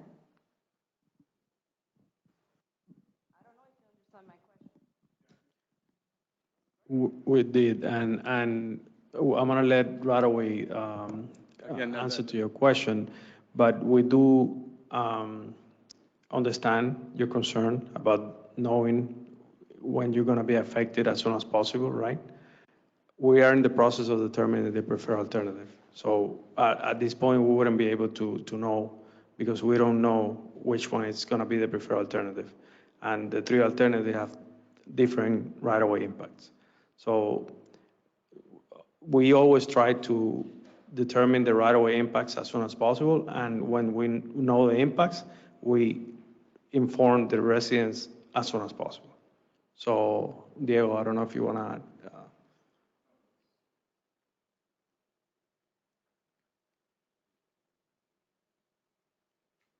I think it's a good question, but I think it's too early to think about these things. The engineers have done a fantastic job doing all these analyses, and they're going to continue to do all these analyses to try to minimize and find the best preferred alignment for everyone.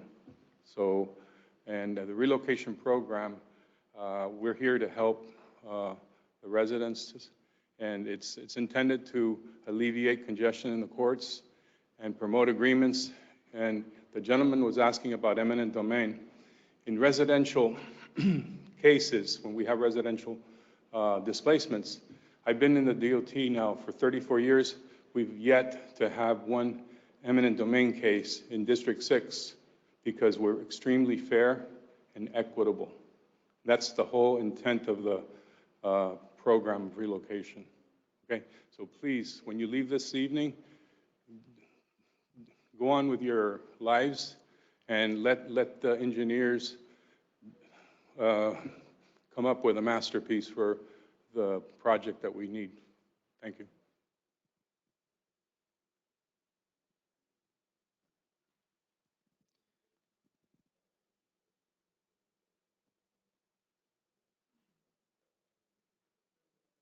Vanessa, we have some questions as well. Yes. in the Yeah, GoToWebinar. I will read from the questions tool, some of the questions that have been asked, and then Tish, if anyone there raises their hand, you can just stop me.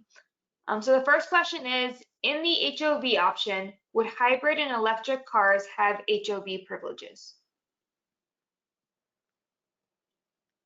Okay. The HOV usage is typically determined by the vehicle occupancy, not by the vehicle type. The state law allows low emission and hybrid vehicles to use the HOV lanes, regardless of the occupancy of the vehicle. So if the preferred alternative comes out to be one that has HOV lanes, the low emission and hybrid vehicles will be able to use it. Thank you. Okay, the next question is, or I guess it's part statement, part question. I have taken a look at the qualitative comparison of alternatives. It does not show how those will be graded or scored, and the weighted or weighing of each variable or parameter. I don't see how these parameters will be weighed and scored to determine the best alternative. Also, it seems that the non-qualitative, quantitative would be improved throughput per dollar invested. This might be for future meetings, but I would like to hear you discuss that. I'm gonna let Ryan answer that. Yes, this matrix is a work in progress. Right now, we're in the middle of the alternative analysis. So what you see in that evaluation matrix is what we have completed so far. So you will notice that a lot of those topics or disciplines or elements in this case, they will continue to be filled out or populated as we continue with the analysis. At the end, yes, we'll be ranking and weighting these different parameters in a way that will be able to show how one compares to alternative 2, 2A, and 3, and all of them will be compared against the no-bid alternative. So the evaluation matrix is something that is a document or a matrix that gets populated, and when we actually get to the preferred alternative and we present it at the public hearing, you'll be able to see how we ranked them and how we decided which alternative or how we selected the preferred alternative based on those parameters. Thank you, Ryan. The next question is, we live in Lakeview Gardens condominium, address 5575 Southwest 77th Court. The apartments are between the 826th and 77th Avenue. Are these impacted by future construction and thus necessary for right-of-way acquisition? Yes, as of right now, we're not impacting directly in that property. We're getting closer to the right-of-way line. At this point, we are not expecting any impacts to that property. However, we're still in the middle of the analysis. So we would like to, continue to feedback from you. And if you have a follow-up, in touch with us in the next few months, we'll be able to answer. Will be impacting your property, but as of right now, the answer is no. Okay. Just a reminder before I go to the next question that if you would like to speak live and you are virtual, you can press the little raise hand button and I will unmute you. And then if you're there in person, just raise your hand and Tish will come around with the microphone. The next question is, I believe the additional throughput was presented for each alternative. Can you please go over that again?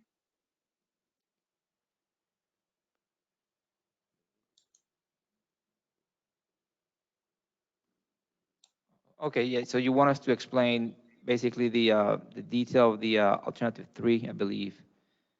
So.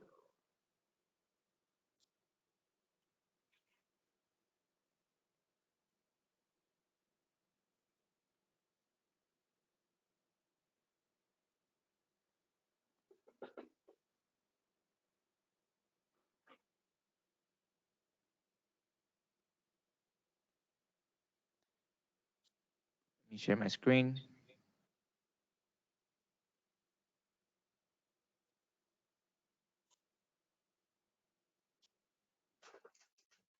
So what I have in the screen here is the actual exhibit that we have on the website.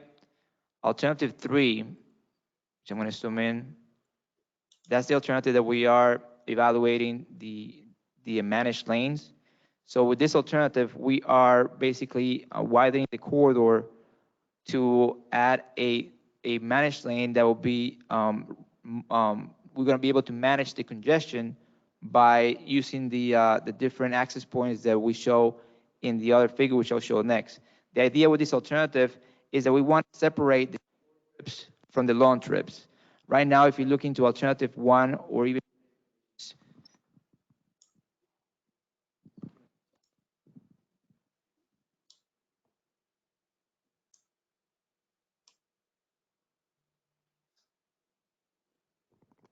Okay. With alternative one and today's conditions, traffic is mixed with basically every traffic pattern in the area. So you have vehicles that, or drivers that would like to get off the next interchange, 2 interchanges downstream, or maybe 5 miles north of the corridor. The idea with the managed lane system is that we'll be able to separate the traffic. With the general use lanes, everybody's mixed together, so everybody's disorganized, and the traffic will create that congestion that slows down vehicles as you get closer to the interchanges. With the managed lanes, by separating the traffic, now you organize in your corridor. So in this case, the vehicles that would like to continue, for example, if you're coming from US 1 and your destination is 836 or even I-75 to the north, by taking the managed lanes, they'll be completely separated from the general use lanes. That adds capacity to the general use lanes, and then the speed differentials will allow the Palmetto to travel and have more vehicles, process more vehicles to the area, because we divided and we separated the short trips versus the long trips. So the way we did that is that we identified, in this case, 4 locations northbound and 4 locations southbound, where we have these access points. Those access points were placed in those locations because they address the commuter traffic, or what we call the high demand traffic, basically the origin and destinations.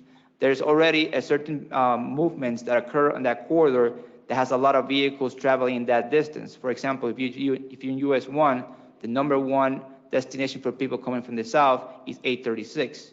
If you're coming from also from US 1, the number 2 origin destination is Northwest 25th Street. So we place access points to move people from the general use lanes to the express lanes at those access points, and that way, by being separated, they can get to the destination a lot quicker. When you look into, at the end, the amount of vehicles that we're processing in a certain amount of time, we're processing with this alternative over 7% of the vehicles versus if you compare that today. So we're talking about 1,000 more vehicles that can actually travel the Palmetto with alternative 3 by already just separating short trips versus long trips. Thank you. There's also a follow-up question to that, which is if you can explain how the traffic or travel demand is used in the selection of the alternatives. Yes, so the way that it works with travel demand forecasting, we code these alternatives into the system. And just like I explained earlier, the idea is how do we move people from one end to the other? So these models look into not only the access points, but also looked at how many vehicles can be on one location at one time. The travel demand forecasting for this corridor will behave depending on how much traffic you have in there. We are obviously taking consideration what's going to happen in the next 20 years. So we are projecting traffic to 2035, which is the year we're expecting most likely to open traffic if funding is available, and then 20 years after that. So we want to make sure that in the next 20 years after we open the traffic, that these alternatives will address the congestion in the area. So the travel demand forecasting looks into what is the growth between now and the opening year, which is 2035, and what's the growth between the opening year 2035 and 2055. That growth is based on population and employment. And those numbers come from the actual projections that the county has produced for the next 20 years based on socio-cultural, socioeconomic data. So those models take in consideration how much more population we're going to have, how much more employment we're going to have in the area, and then take those, basically that pair, the trip that takes you from your home to your business or to the location where you work. So the model takes into consideration, okay, how many vehicles will be traveling from one place to the other if you live in an area, for example, 72nd Street. How much of the people that live in there, where do they work? Do they work within the next 4 interchanges? Do they work downtown Miami? Do they work in Broward County? So the model estimates where those trips are going to go. Those trips then are added to the model, and then when we code these alternatives, the model basically decides, okay, out of those vehicles and those origin destinations, if we have the general use lanes, how many vehicles can actually be processed at a given time with those number of lanes. The same thing with the HOV alternative. If we have an HOV alternative with the bus lane, now we're going to be adding a bus or what we call a bus rapid transit, basically a transit route added to 826. So that takes people out of their cars to take a basically transit system, and people that would like to share and use the HOV lanes. If you have more than one person or occupant, you'll be able to use those lanes. So the model takes in consideration how many vehicles we're removing from the system by having an HOV system or by having a bus lane that will actually be able to transport more vehicles or more people out of their vehicles. So the model takes that into consideration.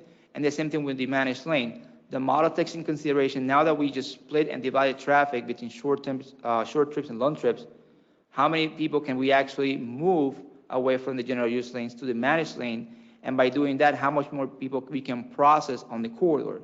So that's how the model looks into the three different alternatives. And then the model tells you how many vehicles are going to be moving and how long and at what time. And then we use that information, we put in our evaluation matrix, and that's how we populate that evaluation matrix with the traffic and child demand information. Okay, I have a few more questions here, but let me check in with you. Is there anyone that is in person that would like to speak? Yes, we have two additional questions. Okay.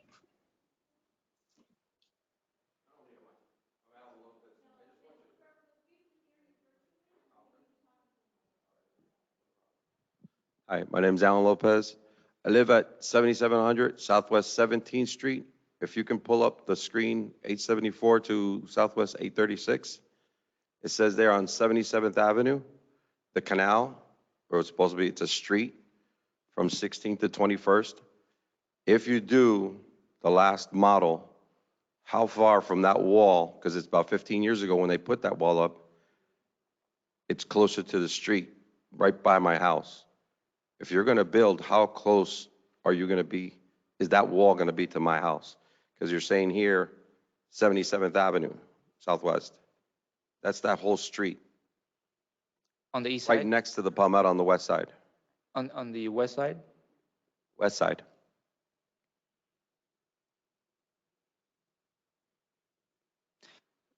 Let me do the same thing. Let's meet after the meeting so we can actually look at the plot together, and then we can, one-on-one, I can basically explain to you how close we're getting to your property. All right, perfect. Thank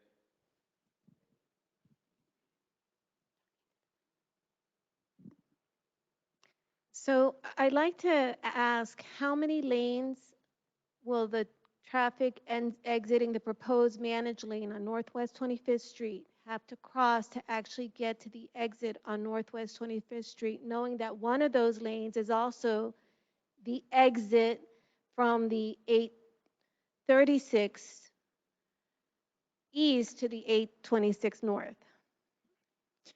So the access to the northbound access, if you're in the managed lane and your destination is Northwest 25th Street, that access point actually opens up after the exit to go to 836 east and west. So that exit was strategically located there to avoid conflict with those ramps you're talking about.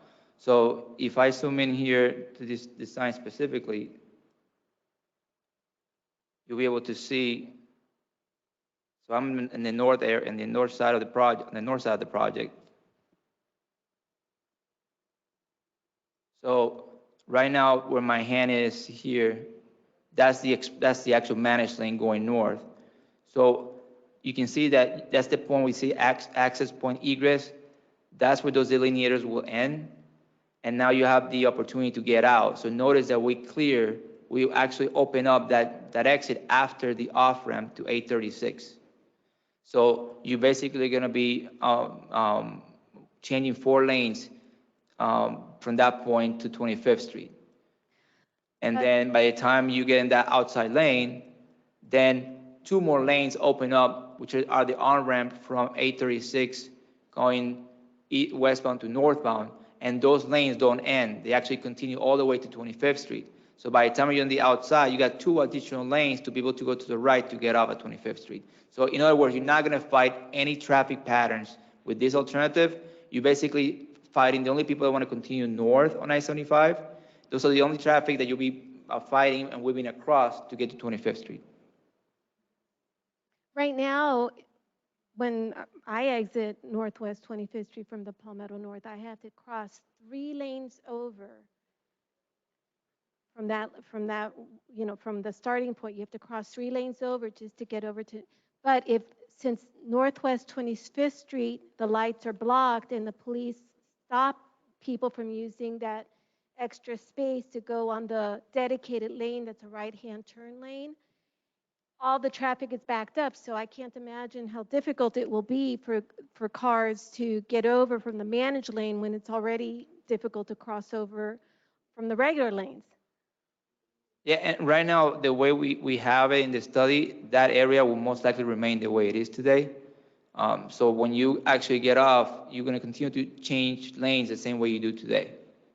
The difference in here is that the vehicles that would like to continue north with a destination of I-75 or 74th Street or even I-95, the idea is that the managed lanes will tie into the express lanes to the north. So if they decide to continue on that lane on the inside, you're actually taking vehicles out of 826, the lanes that you're actually changing lanes against with.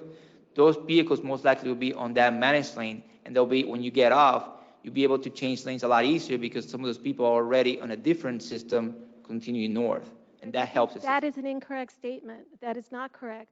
The traffic completely opens up once you pass 25th Street going north. You hit a point on 103rd where traffic starts getting, and especially when you get to Miami Lakes. But for the most part, it's clear. But when the bottleneck is Northwest 25th Street. And what you're saying is you're building all of these alternatives into a road that the surface road can't support all those cars exiting anyway. So why are you doing all of this without making the needed improvements onto Northwest 25th Street, which is the heart of the business district in that area? That is where the cargo area is. That's where all that is. And yet all of these plans always mention 25th Street, yet there's no improvement into 25th Street so that the surface moves and you can unlock the highway. The highway will remain locked, however much money you're pouring into it. That's the concern. Thank you.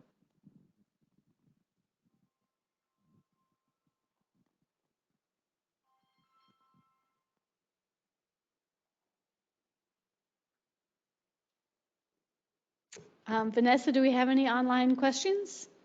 I have a few more. The next question I had was automobiles exhaust pollution. What is the plan for pollution or black dust that expands through our community? As part of the PD&E study, we are doing an air quality assessment for this corridor. Since we're reducing congestion for any of the 3 alternatives, we don't expect to have a negative impact to air quality along the corridor. Thank you. The next question is from the Westchester community, and it is on the noise wall southbound at Southwest 24th Street. So they're concerned that there is no noise wall there.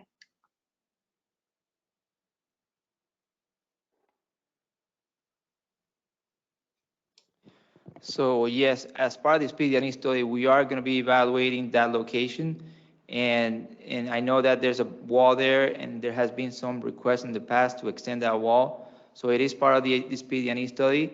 And if we find that it does meet the criteria, then it will be recommended for the next phase. But right now, yes, it will be part of the PD&E process, and it will be evaluated as part of the design. And the last question that I have is, there's a gentleman that would like to know if there's a way to meet after the meeting remotely with a specific property question.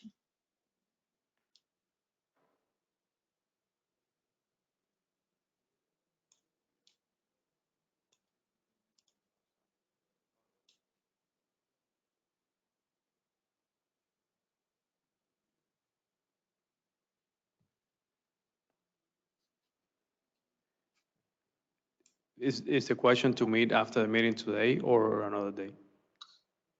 He did not specify. I don't know if you maybe want to give alternatives of how he can reach out better then. they can reach out to me any day, send me an email or give me a call, and we'll arrange something to meet. So that was the last question from the question toolbar. All right, well, we'll ask if there are any last questions here in the room.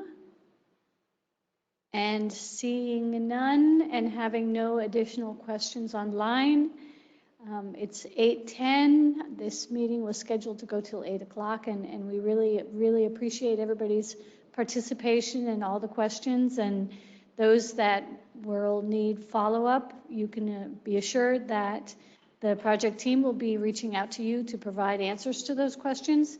And we want to thank everybody again. And with that, we will conclude the meeting. Thank you very much.